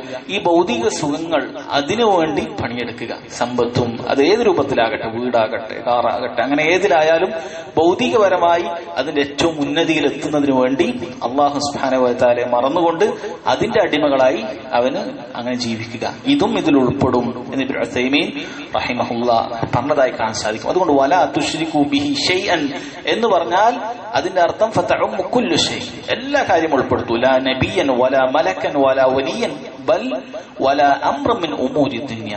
അതിൽ നബിമാർ ഉൾപ്പെട്ടു, മലക്കുകൾ ഉൾപ്പെട്ടു, വലിയ ഉൾപ്പെട്ടു, ദുനിയാവിന്റെ കാര്യങ്ങൾ പോലും ഉൾപ്പെട്ടു. കാരണം നബി സല്ലല്ലാഹു അലൈഹി വസല്ലം ദുനിയാവിന്റെ അടിമയാകുന്നതിൽ നിന്നും താക്കീത് ചെയ്തിട്ടുണ്ട്. ശേഷം ഈ ആയത്തിൽ പറഞ്ഞത് പിന്നീടുള്ള ഓരോ ഹുക്കൂക്കുകളാണ്, മനുഷ്യന്മാരോടുള്ള ഹുക്കൂക്കുകൾ. ഇതിൽ നമ്മൾ നേരത്തെ പറഞ്ഞതുപോലെ തന്നെ വഅബ്ദുല്ലാഹ് എന്ന് പറയുമ്പോൾ അതിൽ പ്രവാചകന്റെ റസൂൽ സല്ലല്ലാഹു അലൈഹി വസല്ലമയുടെ ഹക്കും ഉൾപ്പെട്ടു. കാരണം ഇബാദത്ത് ചെയ്യേണ്ടത് റസൂൽ സല്ലല്ലാഹു അലൈഹി വസല്ലം കാണിച്ചു തന്ന രൂപത്തിലാണ്. അല്ലാഹു സുബ്ഹാനഹു വ തആല പറഞ്ഞല്ലോ, വമാ ആതാകുമുർ റസൂലു ഫഖുദൂഹു വമാ നഹാകും അൻഹു ഫൻതഹു. എന്താണോ ആ റസൂൽ കൊണ്ടുവന്നത് അതാണ് നിങ്ങൾ സ്വീകരിക്കേണ്ടത്, അതാണ് നിങ്ങൾ ചെയ്യേണ്ടത്. അവിടുന്ന് കൽപ്പിച്ചതേ ചെയ്യേണ്ടതുള്ളൂ. വമാ നഹാകും അൻഹു ഫൻതഹു, എന്താണോ അതിൽ നിന്നും വിരോധിച്ചത് അത് മാത്രം നിങ്ങൾ ഉപേക്ഷിച്ചാൽ മതി. ദുനിയാവ് മുഴുവൻ നിങ്ങളോട് ഉപേക്ഷിക്കാൻ പറഞ്ഞിട്ടില്ല. അവിടെ നിന്ന കാര്യം ഹറാമാണെന്ന് പറഞ്ഞാൽ അതുമാത്രം നിങ്ങൾ ഉപേക്ഷിച്ചാൽ മതി. എന്നാൽ അവിടുന്ന് പറഞ്ഞ കാര്യങ്ങൾ കൽപ്പിക്കുകയും വേണം. അതുകൊണ്ട് റസൂലിന്റെ ഹക്ക് അതിൽ ഉൾപ്പെട്ട് കഴിഞ്ഞു. ശേഷം ഇതാ അതിന്റെ പ്രാധാന്യത്തിനനുസരിച്ച് അല്ലാഹു സുബ്ഹാനഹു വ തആല മറ്റു മനുഷ്യന്മാരോടുള്ള ഹക്കുകൾ പറയുകയാണ്. രണ്ടാമതായി പറഞ്ഞു വബിൽ വാലിദൈനി ഇഹ്സാന, നിങ്ങൾ നിങ്ങളുടെ മാതാപിതാക്കളോട് ഇഹ്സാൻ ചെയ്യണം, നല്ല നിലയിൽ വർത്തിക്കണം. നമ്മൾ നേരത്തെ ആയത്തിൽ വിശദീകരിച്ച കാര്യമാണ്. മാതാപിതാക്കളോടുള്ള ഇഹ്സാൻ, എന്തെല്ലാം കാര്യങ്ങൾ നന്മയുണ്ടോ അതെല്ലാം മാതാപിതാക്കളോട് ചെയ്യണം. ഇവിടെ നിങ്ങൾ നോക്കണം, അള്ളാഹുവിന്റെയും റസൂലിന്റെയും ഹക്ക് കഴിഞ്ഞാൽ പിന്നീടുള്ള ഹക്ക് പറഞ്ഞിട്ടുള്ളത് മാതാപിതാക്കളോടാണ്. അപ്പൊ അത്രയാണ് ഹക്ക്. മൂന്നാമത്തെ സ്ഥാനത്താണ്. അള്ളാഹുവിനോടുള്ള ഹക്കുണ്ട്, റസൂലിനോടുള്ള ഹക്കുണ്ട്. പിന്നീട് മൂന്നാമതായി ഒരു വ്യക്തിക്ക് മനുഷ്യന്മാരോട് ഹക്കുണ്ടെങ്കിൽ അത് ആരോടാണ്? തന്റെ മാതാപിതാക്കളോടാണ്. ഈ മാതാപിതാക്കളിൽ തന്നെ നമുക്ക് പിന്നീട് ഹദീസിൽ കാണാൻ സാധിക്കും. നബി സല്ലല്ലാഹു അലൈഹി വസല്ലമയോട് ഒരിക്കൽ നമ്മളോട് പറഞ്ഞിട്ടുണ്ട്, മൻ അഹഖുൻ നാസി ബിഹുസ്നി സഹാബത്തി, ഞാൻ സുഹബത്ത്, ഞാൻ അടുപ്പം കാണിക്കുന്ന ആളുകളിൽ ഏറ്റവും കൂടുതൽ അവകാശപ്പെട്ടത് ആരാണ് എന്ന് ഒരാൾ വന്ന് ചോദിച്ചപ്പോൾ നബി സല്ലല്ലാഹു അലൈഹി വസല്ലം പറഞ്ഞു, ഉമ്മുക്ക്, നിന്റെ ഉമ്മയാണ്. വീണ്ടും ചോദിച്ചപ്പോൾ വീണ്ടും പറഞ്ഞു ഉമ്മുക്ക്. വീണ്ടും ചോദിച്ചു സുമ്മമൻ എന്ന് ചോദിച്ചപ്പോൾ ഉമ്മുക്ക്. വീണ്ടും ചോദിച്ചപ്പോൾ പറഞ്ഞു സുമ്മ അബു, നാലാമത് ഉപ്പ. ഈ മാതാപിതാക്കളിൽ തന്നെ രണ്ടുപേരോടും ഒരേ ഹക്കല്ല, ഉമ്മയോട് കൂടുതൽ ഹക്കുണ്ട്. ഒരാളോട് നിങ്ങൾ വീഴ്ച വരുത്തണം എന്നല്ല അതിന്റെ അർത്ഥം, ഒരാളോട് കൂടുതൽ ഹക്കുണ്ട്. ഉപ്പയെക്കാളും കൂടുതൽ ഹക്ക് ഉമ്മക്കാണ്. അതിന് പല കാരണങ്ങളും പണ്ഡിതന്മാർ പറഞ്ഞിട്ടുണ്ട്. ഇമാം തഫ്സീർ അൽ ബഗവി കാണാൻ സാധിക്കും എന്തുകൊണ്ടാണ് മൂന്ന് തവണ ഉമ്മയെ കുറിച്ച് പറഞ്ഞത്. ഒരു പക്ഷേ അദ്ദേഹം പറയുകയാണ്, ഒരു പക്ഷെ ഇങ്ങനെ ആയിരിക്കാം, ഉപ്പ ചെയ്യാത്ത 3 കാര്യങ്ങൾ ഉമ്മ ചെയ്യുന്നുണ്ട്. ഒന്ന്, അവരാണ് ഗർഭം ചുമക്കുന്നത്, അത് ഉപ്പ ചെയ്യുന്നില്ല. ബാക്കിയുള്ള കാര്യങ്ങളെല്ലാം ഒരേപോലെ നോക്കുന്നുണ്ടാകാം, മക്കളെ പരിചരിക്കുന്നുണ്ടാക്കുക ചെയ്യാം. പക്ഷെ ഗർഭം ധരിക്കുക എന്നുള്ള പ്രയാസം അത് ഉമ്മ മാത്രമേ നേരിടുന്നുള്ളൂ. പ്രസവിക്കുക എന്നുള്ളത് അത് ഉമ്മ മാത്രമേ ചെയ്യുന്നുള്ളൂ. പിന്നീട് അതിനെ മുലയൂട്ടുക എന്നുള്ളത് ഉമ്മ മാത്രമേ ചെയ്യുന്നുള്ളൂ. ഇത് മൂന്നും ഉമ്മാക്ക് മാത്രം പ്രത്യേകതയുള്ളതാണ്. ബാക്കിയുള്ള കാര്യങ്ങൾ ഒരുപക്ഷെ രണ്ടുപേരും ഒരുപോലെ അതിനെ വളർത്തുന്നുണ്ടാകാം, പഠിപ്പിക്കുന്നുണ്ടാകാം, പോറ്റി വളർത്തുന്നുണ്ടാകാം, എല്ലാം ചെയ്യുന്നുണ്ടാകാം. അതുകൊണ്ടായിരിക്കണം ഉമ്മയെ 3 തവണ ഉമ്മാനോടുള്ള ഹക്ക് എന്ന് റസൂൽ പറഞ്ഞത് എന്ന് ചില പണ്ഡിതന്മാർ അഭിപ്രായപ്പെട്ടതായി കാണാൻ സാധിക്കും. എന്ത് തന്നെയായാലും മാതാപിതാക്കളുടെ ഹക്ക് അല്ലാഹു സുബ്ഹാനഹു വ തആല തൊട്ടടുത്ത് തന്നെ ചേർത്തി പറഞ്ഞിരിക്കുകയാണ് മാതാപിതാക്കളുടെ ഹക്ക്. മൂന്നാമതായി പറഞ്ഞു വബിദിൽ ഖുർബ വൽ യതാമ വൽ മസാകീൻ, അവരോടെല്ലാം നല്ല രൂപത്തിൽ പെരുമാറണം എന്നർത്ഥം. മാതാപിതാക്കൾ വബിൽ വാലിദൈനി ഇഹ്സാന എന്ന് പറഞ്ഞു. അപ്പൊ ആ ഇഹ്സാനിലേക്ക് ചേർത്തി പറയുകയാണ്. ഇനി ശേഷം പറയുന്ന ആളുകളോടും നല്ല നിലയിൽ പ്രവർത്തിക്കണം. ആരൊക്കെയാണത്? വബിദിൽ ഖുർബ. ആരാണ് വബിദിൽ ഖുർബ എന്ന് പറഞ്ഞാൽ? അത് നിന്റെ അടുപ്പക്കാരായ കുടുംബക്കാരായ ആളുകൾ, നിന്റെ കുടുംബക്കാരായ ആളുകൾ. ഇബ്നു ഉസൈമീൻ റഹിമഹുല്ലാഹ് പറയുന്നു, അത് എവിടെയാണ് ഒരുമിക്കുന്നത് എന്ന് പറഞ്ഞാൽ നിന്റെ ഉപ്പയുടെ ഉപ്പയുടെ ഉപ്പയുടെ ഉപ്പ, നിന്റെ 4ാമത്തെ ഗ്രാൻഡ് ഫാദർ എന്ന് പറയും, 4ാമത്തെ ഉപ്പ, അവിടുന്ന് വരുന്ന എല്ലാവരും, അവരെല്ലാം നിന്റെ ബന്ധുക്കളാണ്. അവരോടെല്ലാവരും തന്നെ അവരൊക്കെ അതിൽ ആരെല്ലാം ജീവിച്ചിരിപ്പുണ്ട് അവരോട് ഏറ്റവും നല്ല ഇഹ്സാൻ ചെയ്യണം. അവരോട് മറ്റു ജനങ്ങളെ പോലെയല്ല, ജനങ്ങളോട് എല്ലാവരോടും നമ്മൾ നന്മയിൽ വർത്തിക്കണം. അതിനേക്കാൾ കൂടുതൽ ഹക്ക് ഈ കുടുംബ ബന്ധത്തിനോടുണ്ട് അവരുടെ കാര്യത്തിൽ. അതുകൊണ്ടാണ് നബി സല്ലല്ലാഹു അലൈഹി വസല്ലം പഠിപ്പിച്ച സദഖയെ കുറിച്ച് പറഞ്ഞപ്പോൾ അത് നിന്റെ കുടുംബത്തിൽപ്പെട്ട ഒരാൾക്കാണ് സദഖ കൊടുക്കുന്നതെങ്കിൽ അത് നിനക്ക് 2 പ്രതിഫലമുണ്ട്. ഒന്ന് സദഖ കൊടുത്തതിന്റെ പ്രതിഫലം, 2 കുടുംബ ബന്ധം ചേർത്തതിന്റെ പ്രതിഫലം. കുടുംബക്കാരോട് അങ്ങേയറ്റം നല്ല നിലയിൽ വർത്തിക്കാനാണ് അല്ലാഹു സുബ്ഹാനഹു വ തആല ഈ ആയത്തിലൂടെ നമ്മോട് പറയുന്നത്. വബിദിൽ ഖുർബ, നിന്റെ കുടുംബക്കാരോട് നീ ഇഹ്സാൻ പ്രവർത്തിക്കുക. അതുപോലെ അടുത്തതായി പറഞ്ഞു വൽ യതാമ, യതീമിനോട്. യതാമ എന്ന് പറഞ്ഞാൽ ജംഉ യതീം. യതീം എന്ന് പറയുന്ന പദത്തിന്റെ ബഹുവചനമാണ് യതാമ എന്നുകൊണ്ട് ഉദ്ദേശിക്കുന്നത്. അഥവാ യതീമായ ആളുകളോടും നിങ്ങൾ നല്ല രീതിയിൽ വർത്തിക്കണം. ആരാണ് യതീം എന്ന് പറയുന്നത്? യതീമിനെ കുറിച്ച് പണ്ഡിതന്മാർ പറഞ്ഞിട്ടുള്ളത് മൻ മാത അബൂഹു വലം യബ്ലുഗ്, അവൻ പ്രായപൂർത്തി എത്തുന്നതിന് മുമ്പേ തന്നെ ഉപ്പ മരിച്ച ആളുകൾ. പ്രായപൂർത്തി എത്തിക്കഴിഞ്ഞാൽ പിന്നീട് അവൻ യതീം എന്ന് പറയുകയല്ല. പ്രായപൂർത്തി ആൺകുട്ടിയാണെങ്കിൽ 15 വയസ്സൊക്കെ ആയിരിക്കും, അല്ലെങ്കിൽ അതിനോടടുത്തുള്ള വയസ്സ്. 10 താഴെയുള്ള ഉപ്പയില്ലാത്ത കുട്ടികളെയാണ് യതീം എന്ന് പറയുക. യതീമായ കുട്ടി എന്ന് പറയുന്നത് അതാണ്. അപ്പൊ അങ്ങനെ യതീമായ കുട്ടി അവന് വേണ്ട ആവശ്യമുള്ള കാര്യങ്ങൾ ചെയ്തു കൊടുക്കണം. പൊതുവെ യതീമായി കഴിഞ്ഞാൽ ആ കുടുംബത്തിന് സമ്പാദ്യം ഉണ്ടാകുകയില്ല. അപ്പോൾ അവൾ അടുത്തുള്ള യതീം മക്കൾ ആരൊക്കെയുണ്ട് അവരെ കുറിച്ച് അന്വേഷിക്കുക, അവർക്ക് സാമ്പത്തികമായി സഹായങ്ങൾ ചെയ്തു കൊടുക്കുക, എന്തെല്ലാമാണോ ആവശ്യങ്ങളുള്ളത് അവർക്ക് നല്ല തർബിയത്ത് ആവശ്യമുണ്ടാകും. അപ്പൊ അത്തരത്തിലായ കാര്യങ്ങൾ അവരെ കുറിച്ച് അവരെ നല്ല രീതിയിൽ ദീന് പഠിപ്പിക്കാൻ സാധിക്കുമെങ്കിൽ അങ്ങനെ യതീം മക്കളോട് അവരോടുള്ള ഹക്ക് കാണിക്കുക എന്ന് അല്ലാഹു സുബ്ഹാനഹു വ തആല പറഞ്ഞു. അതേപോലെ വൽ മസാകീൻ, ആരാണ് മിസ്കീൻ എന്ന് പറഞ്ഞാൽ? മിസ്കീൻ എന്ന വാക്കിന്റെ ജംആണ്, ബഹുവചനമാണ് മസാകീൻ. മിസ്കീൻ എന്ന് പറഞ്ഞാൽ അവന്റെ കയ്യിൽ സമ്പത്തുണ്ട്, പക്ഷേ അതുകൊണ്ട് അവന്റെ ചെലവുകൾ കഴിയുകയില്ല. യതീം എന്ന് പറഞ്ഞാൽ അവന്റെ അക്കൗണ്ട് 0 എന്നുള്ള ആളല്ല. മിസ്കീൻ എന്ന് പറഞ്ഞാൽ അങ്ങനെയല്ല, അവന്റെ കയ്യിൽ 1 റുപ്യ ഇല്ലാത്തവനാണ് മിസ്കീൻ എന്നല്ല അർത്ഥം. മിസ്കീൻ എന്ന് പറഞ്ഞാൽ അവന്റെ ജീവിത ചെലവിന് തികയാത്തവനൊക്കെ മിസ്കീനാണ്. ഒരാളുടെ മാസത്തിലെ ജീവിത ചെലവ് ഒരു 10,000 രൂപയാണെന്ന് കരുതുക. ഇവന്റെ കയ്യിൽ ആകെ ഒരു 6,000, 7,000, 5,000 റുപ്യ ഉള്ളൂ. അവൻ മിസ്കീനാണ്. കാരണം അവന് സാധിക്കുന്നില്ല. അവന് ബാക്കി അവന് കടം വാങ്ങിയിട്ടേ അത് ചെയ്യാൻ സാധിക്കുകയുള്ളൂ, അല്ലെങ്കിൽ അവൻ ബുദ്ധിമുട്ടിയിരിക്കുന്ന ആളുകളാണ്. ഇവർ സക്കാത്തിന്റെ അവകാശികളാണ്. യതീമും മിസ്കീനും ഫക്കീറും സക്കാത്തിന്റെ അവകാശികളിൽ പെട്ടതാണ്. ഫക്കീർ എന്ന് പറഞ്ഞാൽ അതിനേക്കാളും താഴെയാണ്. ഫക്കീർ എന്ന് പറഞ്ഞാൽ അവന്റെ കയ്യിൽ ഇത്രയും പോലും ഉണ്ടാവുകയില്ല, ഒരു പകുതി പോലും ഉണ്ടാവുകയില്ല. 10,000 അവന്റെ മാസത്തിൽ ചെലവാണെങ്കിൽ അവന്റെ 5,000 പോലും ഉണ്ടാവില്ല. അത്രയും താഴെയുള്ള ആളാണ് ഫക്കീർ എന്ന് പറയുന്നത്. മിസ്കീൻ എന്ന് പറഞ്ഞാൽ അതിനേക്കാളും കുറച്ചുണ്ടാവും, പക്ഷെ അപ്പോഴും അവന്റെ ചെലവ് അവന് വീടാൻ സാധിക്കുകയില്ല. ഈ മിസ്കീൻ ഫക്കീർ എന്നുള്ളത് ഒരുമിച്ച് പറഞ്ഞാൽ ഇങ്ങനെയാണ് മനസ്സിലാക്കേണ്ടത്. ഫക്കീർ മിസ്കീനേക്കാളും താഴെയാണെന്ന്. അതല്ല എങ്കിൽ രണ്ടും ചിലപ്പോൾ ഒരേ അർത്ഥത്തിൽ ഉപയോഗിക്കാം. മിസ്കീൻ എന്ന് പറഞ്ഞാൽ ദരിദ്രൻ, ഫക്കീർ എന്ന് പറഞ്ഞാൽ ദരിദ്രൻ എന്ന് ഉപയോഗിക്കാം. അങ്ങനെ ചില വാക്കുകളുണ്ട്. അത് ഒരുമിച്ച് പറയുകയാണെങ്കിൽ അതിന്റെ അർത്ഥം വേറെ വേറെ പറയും. അത് വേറെ വേറെ പറയുകയാണെങ്കിൽ അതിന്റെ അർത്ഥം ഏതാണ്ട് ഒരേ കാര്യമായിരിക്കും ഉദ്ദേശിക്കുന്നത്. അപ്പൊ മിസ്കീനോട് നിങ്ങൾ നല്ല രീതിയിൽ വർത്തിക്കുക എന്ന് അല്ലാഹു സുബ്ഹാനഹു വ തആല പറഞ്ഞു. പിന്നീട് പറഞ്ഞു വൽ ജാരിദിൽ ഖുർബ വൽ ജാരിൽ ജുനൂബി, 2 ജാറുകളെ കുറിച്ചാണ് പറഞ്ഞത്. ജാർ എന്ന് പറഞ്ഞാൽ അയൽവാസി എന്നാണ് അർത്ഥം. ജാർ എന്ന് പറഞ്ഞാൽ അയൽവാസി എന്നാണ് അർത്ഥം. അപ്പൊ അയൽവാസികളിൽ തന്നെ 2 പേരുണ്ട്. വൽ ജാരിദിൽ ഖുർബ, കുടുംബബന്ധമുള്ള അയൽവാസി.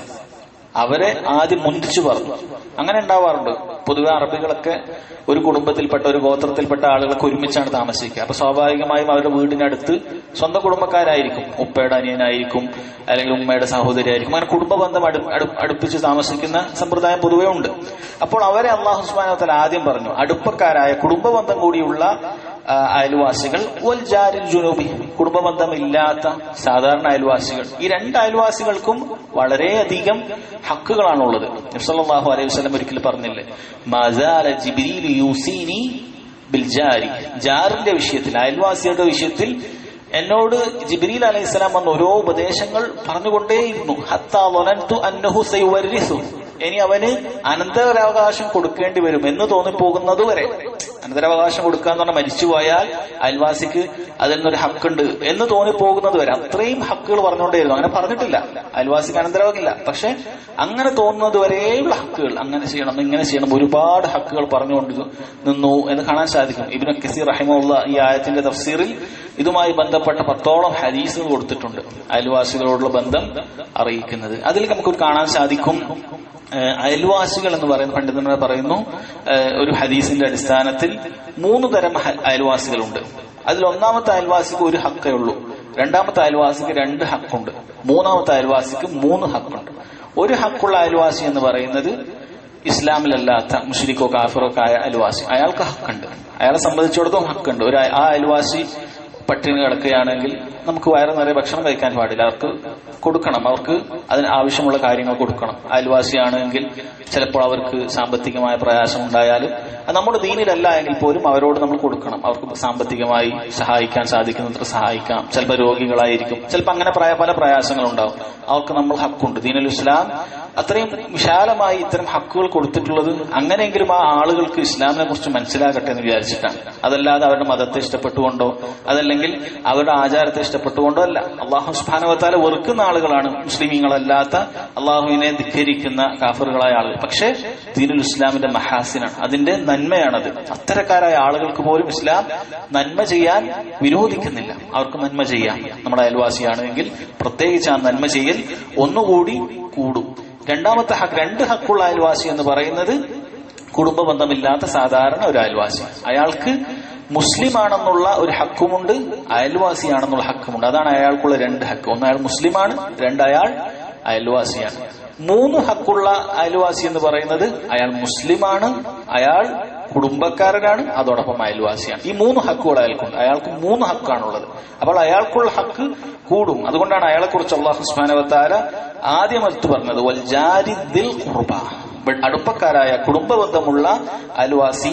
രണ്ടാമത് പറഞ്ഞു വൽ ജാരിൽ ജുനുബി, അഥവാ അത് കുടുംബബന്ധമില്ലാത്ത അയൽവാസി. ചില പണ്ഡിതന്മാർ അത് പറഞ്ഞു വജാരിദിൽ ഖുർബ എന്ന് പറഞ്ഞാൽ വീട്ടിന്റെ തൊട്ടടുത്തുള്ള അയൽവാസികൾ എന്നും ഉദ്ദേശമുണ്ട്. കുടുംബബന്ധമില്ലെങ്കിലും ഇപ്പൊ നമ്മുടെ വീട്ടിന്റെ 4 ചുറ്റും അയൽവാസികൾ ഉണ്ടാവും, അവരോട് അടുപ്പം കൂടും. എന്നാൽ കുറച്ചുകൂടി അപ്പുറത്തേക്ക് എത്തുമ്പോൾ അവരോടും ഹക്കുകളുണ്ട്, പക്ഷെ ഇത്ര ഉണ്ടാവുകയില്ല. ഒരു ഹദീസിൽ കാണാൻ സാധിക്കും, അയൽവാസികളിൽ തന്നെ നമ്മുടെ വീടിനോട് ഏറ്റവും അടുത്താക്ക് കൂടുതൽ ഹക്കുണ്ടാവും. ചില ആൾക്കാർ 2 വീട് അപ്പുറത്തായിരിക്കും, അപ്പൊ അവരോടുള്ള ഹക്ക് ഇവരുടെ അത്ര വരികയില്ല, അവരോടും ഹക്കുണ്ട്. അപ്പോൾ അങ്ങനെയും ഇത് ഉദ്ദേശിക്കുന്നുണ്ട്. വജാരിദിൽ ഖുർബ എന്ന് പറഞ്ഞാൽ കുടുംബബന്ധം മാത്രമല്ല, വീടിനോട് അടുത്തുള്ള അയൽവാസി. വൽ ജാരിൽ ജുനുബ്, ജുനുബ് എന്ന് പറഞ്ഞാൽ ബഈദ് എന്നാണ് അർത്ഥം, ദൂരെ എന്നാണ് അർത്ഥം. അപ്പൊ അതുകൊണ്ട് ദൂരെയുള്ള അയൽവാസി, അങ്ങനെയും ഇത് ഉദ്ദേശിക്കുന്നുണ്ട് എന്നും ചില പണ്ഡിതന്മാർ പറഞ്ഞിട്ടുണ്ട്. അടുത്തതായി പറഞ്ഞു വസ്സാഹിബി ബിൽ ജംബി, ജംബ് എന്ന് പറഞ്ഞാൽ നിന്റെ സൈഡിലുള്ള, നിന്റെ വശത്തുള്ള.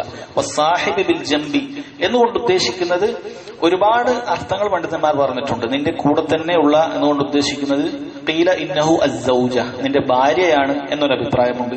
വഖീല സാഹിബുക ഫി സഫർ, യാത്രയിൽ നിന്നോടൊപ്പം ഉണ്ടാകാം. നീ എവിടെയെങ്കിലും ഒരിടത്ത് യാത്ര പോകുമ്പോൾ നിന്റെ കൂടെ നീ യാത്രയിൽ ആദ്യമേ കൂട്ടിയ ഒരാളുണ്ടാകും, അല്ലെങ്കിൽ വഴിയിൽ നിന്ന് നീ കണ്ടുമുട്ടി പരിചയപ്പെട്ട ആളുണ്ടാവും. അയാൾ നിന്റെ സാഹിബ് ബിൽ ജംബാണ്, നിന്റെ കൂടെ തന്നെ ഉള്ള ആളാണ്. അതുപോലെ തന്നെ ഇങ്ങനെയും ഉണ്ടാകാം, നിന്റെ നാട്ടിൽ നിന്റെ അടുപ്പക്കാരായ കൂട്ടുകാർ, ഇങ്ങനെയൊക്കെ ഉണ്ടാകും. നാട്ടിലാകട്ടെ യാത്രയിലാകട്ടെ അതല്ലെങ്കിൽ ഭാര്യ ആകട്ടെ, ഇവരെല്ലാവരോടും ഹക്കുണ്ട്. അതോ നിന്നോട് അടുത്ത് ഇടപഴകുന്ന ആളുകൾക്ക് നിനക്ക് ഹക്കുണ്ട്. അത് നിന്റെ കച്ചവടത്തിലാകാം, അതല്ലെങ്കിൽ നിന്റെ താമസ സ്ഥലത്താകാം, അല്ലെങ്കിൽ നമ്മൾ എവിടെയെങ്കിലൊക്കെ വിദേശത്തൊക്കെ പോയി കുറച്ചു കാലം അവിടെ താമസിക്കുമ്പോൾ ചിലപ്പോൾ നമ്മൾ ഏതെങ്കിലും ഒരു റൂമിലൊക്കെ താമസിക്കേണ്ടി വരും. അപ്പൊ അവരോടൊക്കെ ഹക്കുണ്ട്. മറ്റുള്ള ആളുകളോടും ഹക്കുണ്ട്, പക്ഷെ ഇവരോടുള്ള ഹക്ക് ഒന്നുകൂടി കൂടും. അവരോട് അങ്ങേയറ്റം നല്ല രൂപത്തിൽ സംസാരമാകട്ടെ, മറ്റു കാര്യങ്ങളാകട്ടെ, അവരെ സഹായിക്കുന്ന കാര്യത്തിലാകട്ടെ, നമുക്ക് അവരോട് ഹക്കുണ്ട്. അതാണ് ഇതുകൊണ്ട് ഉദ്ദേശിക്കുന്നത്. വസ്സാഹിബു ബിൽ ജംബി എന്നുകൊണ്ട് ഉദ്ദേശിക്കുന്നത് അതാണ്. പിന്നീട് അല്ലാഹു സുബ്ഹാനഹു വ തആല പറഞ്ഞു വബ്നിസ് സബീൽ, വബ്നിസ് സബീലിനോട് നിങ്ങൾക്ക് ഹക്കുണ്ട്. ഇബ്നു സബീൽ എന്ന് പറഞ്ഞാൽ വഴി യാത്രക്കാരൻ എന്നാണ് അർത്ഥം. ഒരാളൊരു യാത്ര തുടങ്ങി, അവരും സക്കാത്തിന്റെ അവകാശികളിൽപ്പെട്ട ആളുകളാണ്. യാത്ര തുടങ്ങി പകുതി വെച്ച് അയാൾക്ക് യാത്ര മുടങ്ങിപ്പോയി. കാരണം അയാളുടെ കയ്യിലുണ്ടായിരുന്ന സമ്പത്ത് പെട്ടെന്നുണ്ടായ ചെലവ് കാരണം തീർന്നുപോയി. അയാൾക്കാണെങ്കിൽ പ്രത്യേകിച്ചും പണ്ട് കാലത്തൊക്കെ നാട്ടിൽ നിന്ന് അയാൾ കുറച്ച് ദിർഹമോ ദീനാറോ ഒക്കെ എടുത്തിട്ടായിരിക്കും പുറപ്പെട്ടിട്ടുണ്ടാവുക. പെട്ടെന്ന് വഴിയിലുണ്ടാകുന്ന അമിത ചെലവുകൾ ഉണ്ടാകാം. ചിലപ്പോൾ കാര്യങ്ങൾ പൂർത്തിയാക്കാൻ പറ്റാതെ കുറച്ച് അധിക ദിവസം നിൽക്കേണ്ടി വരാം. സ്വാഭാവികമായിട്ടും ഇയാളുടെ സമ്പത്തിൽ നിന്നും ഒരുപാട് അയാൾ പ്രതീക്ഷിച്ചതിലപ്പുറം ചെലവ് വരും. അയാൾക്ക് ചിലപ്പോൾ അധികം തങ്ങാൻ സാധിക്കുകയില്ല. ഇസ്ലാം അത്തരക്കാരായ ആളുകൾക്ക്, യാത്ര മുടങ്ങിപ്പോയ ആളുകൾക്ക് സക്കാത്തിന്റെ ഫണ്ടിൽ നിന്നും എടുത്തു കൊടുക്കാമെന്ന് പറഞ്ഞിട്ടുണ്ട്. അപ്പൊ അവരോടും ഹക്കുകളുണ്ട്. അങ്ങനെ വഴി യാത്രക്കാരായ ആളുകളോടും നമുക്ക് ഹക്കുകളുണ്ട്. ആരെങ്കിലും അങ്ങനെ യാത്ര മുടങ്ങി നമ്മുടെ നാടുകളിലൊക്കെ അങ്ങനെ ഉണ്ട് എങ്കിൽ അവർക്കും ഹക്കുകളുണ്ട്. വമാ മലക്കത് അയ്മാനുക്കും, നിങ്ങളുടെ വലങ്കൈ ഉടമപ്പെടുത്തിയ അവരോടും നിങ്ങൾക്ക് ഹക്കുണ്ട്. ഇവിടെ പണ്ഡിതന്മാർ പറയുന്നു ഇതിൽ രണ്ട് കാര്യങ്ങൾ ഉൾപ്പെടുന്നുണ്ട്. ഒന്ന്, ഇസ്ലാമിക സമൂഹത്തിൽ നേരത്തെ ഉണ്ടായിരുന്ന, ഇന്നും നിലവിലുള്ള, പക്ഷെ ഇന്ന് ലോകത്ത് നമുക്ക് കാണാൻ സാധിക്കുന്നില്ല, അടിമ സമ്പ്രദായമുണ്ട്. ആ അടിമകൾക്ക് നിങ്ങൾക്ക് ഹക്കുണ്ട്. ധാരാളം ഹദീസുകൾ കാണാൻ സാധിക്കും അവരോടുള്ള ഹക്കുകൾ. നിങ്ങൾ കഴിക്കുന്ന അതേ ഭക്ഷണം കൊടുക്കണം, നിങ്ങൾ കഴിക്കുന്ന അതേ വസ്ത്രം കൊടുക്കണം, ഏറ്റവും നല്ല രൂപത്തിൽ പെരുമാറണം. അവരുടെ കാലത്ത് നബി സല്ലല്ലാഹു അലൈഹി വസല്ലം അവസാന സമയത്ത് പോലും, മരിക്കുന്നതിന്റെ തൊട്ടു മുമ്പുള്ള സമയത്ത് പോലും അവിടുന്ന് ആവർത്തിച്ച് ഓർമ്മപ്പെടുത്തിയിട്ടുണ്ട്. നിസ്കാരം ഇതിന്റെ വിഷയം നിങ്ങൾ ഗൗരവത്തിലെടുക്കണം. വമാ മലക്കത് അയ്മാനുക്കും, നിങ്ങളുടെ വലങ്കൈ ഉടമപ്പെടുത്തിയത്. കാരണം അവർ മിക്കവാറും സമയത്ത് ദുർബലരാണ്, നമ്മെക്കാളും ഒന്നും കഴിവില്ലാത്തവരായിരിക്കും. അവർക്ക് പ്രതികരിക്കാനോ അവരോട് പരാതി പറയാൻ ആരും ഉണ്ടാവുകയില്ല. അങ്ങനെയുള്ള ആളുകളായിരിക്കും. അപ്പോൾ അവർ ദുൽമ ചെയ്യപ്പെടാൻ സാധ്യത വളരെ കൂടുതലാണ്. കാരണം ചോദിക്കാനും പറയാനും ആരും ഉണ്ടാവില്ല എന്ന് കാണുമ്പോൾ പൊതുവെ മനുഷ്യന്മാര് ദുൽമ ചെയ്യപ്പെടും. അതുകൊണ്ട് അങ്ങനെയുള്ള ആളുകളെ നിങ്ങൾ പ്രത്യേകം പരിഗണിക്കണം. അതിനോട് സാദൃശ്യമുള്ള ആളുകളെയും അങ്ങനെ തന്നെയാണ്. ആർക്കെങ്കിലും ഒരാൾ ചോദിക്കാനും പറയാനൊന്നുമില്ല. ഏതോ ഒരു നാട്ടിൽ നിന്ന് വന്ന ഒരു ജോലിക്കാരനാണ്. അവൻ എന്ത് ചീത്ത പറഞ്ഞാൽ ആരും ചോദിക്കൂല. അവൻ രണ്ട് അടി കൊടുത്താലും ചിലപ്പോൾ ആരും ഒന്നും പറയില്ല. അപ്പൊ ആളുകൾ പൊതുവെ അത്തരക്കാരായ ആളുകൾ എന്ത് ചെയ്യും, കൂടുതൽ മുതലെടുക്കുകയും ഉപദ്രവിക്കുകയൊക്കെ ചെയ്യും. അത് നബി സല്ലല്ലാഹു അലൈഹി വസല്ലം ഗൗരവത്തിൽ വിലക്കിയിട്ടുള്ളതാണ്. വമാ മലക്കത് അയ്മാനുക്കും, നിങ്ങളുടെ വലങ്കൈ ഉടമപ്പെടുത്തിയത്. ഇവിടെ നിങ്ങളുടെ കയ്യിലുള്ള കന്നുകാലികളും അങ്ങനെയുള്ള മറ്റു മൃഗങ്ങളും ഉൾപ്പെടുമെന്നും പണ്ഡിതന്മാർ പറഞ്ഞിട്ടുണ്ട്. നിങ്ങളുടെ കൈ ഉടമപ്പെടുത്തിയതെന്ന് പറഞ്ഞാൽ നിങ്ങളുടെ കീഴിലുള്ള മൃഗങ്ങളുണ്ട്. ആ മൃഗങ്ങളോടുകൂടി പോലും ഇസ്ലാമിൽ വലിയ ഹക്കുകളുണ്ട്. ഇന്നല്ലാഹ കതബൽ ഇഹ്സാൻ അലാ കുല്ലി ഷൈ എന്നൊരു ഹദീസിൽ കാണാം. അള്ളാഹു എല്ലാ കാര്യത്തിന്റെ മേലും ഇഹ്സാൻ, നല്ല നിലയിൽ നിങ്ങൾ പെരുമാറണം എന്ന് പറഞ്ഞിട്ടുണ്ട്. എന്നിട്ട് പറഞ്ഞു, നിങ്ങൾ അതിനെ അറുക്കുന്ന സമയത്ത് എന്ത് ചെയ്യണം, നിങ്ങൾ കത്തിയുടെ മൂർച്ച കൂട്ടണം. എന്തിനാണ്?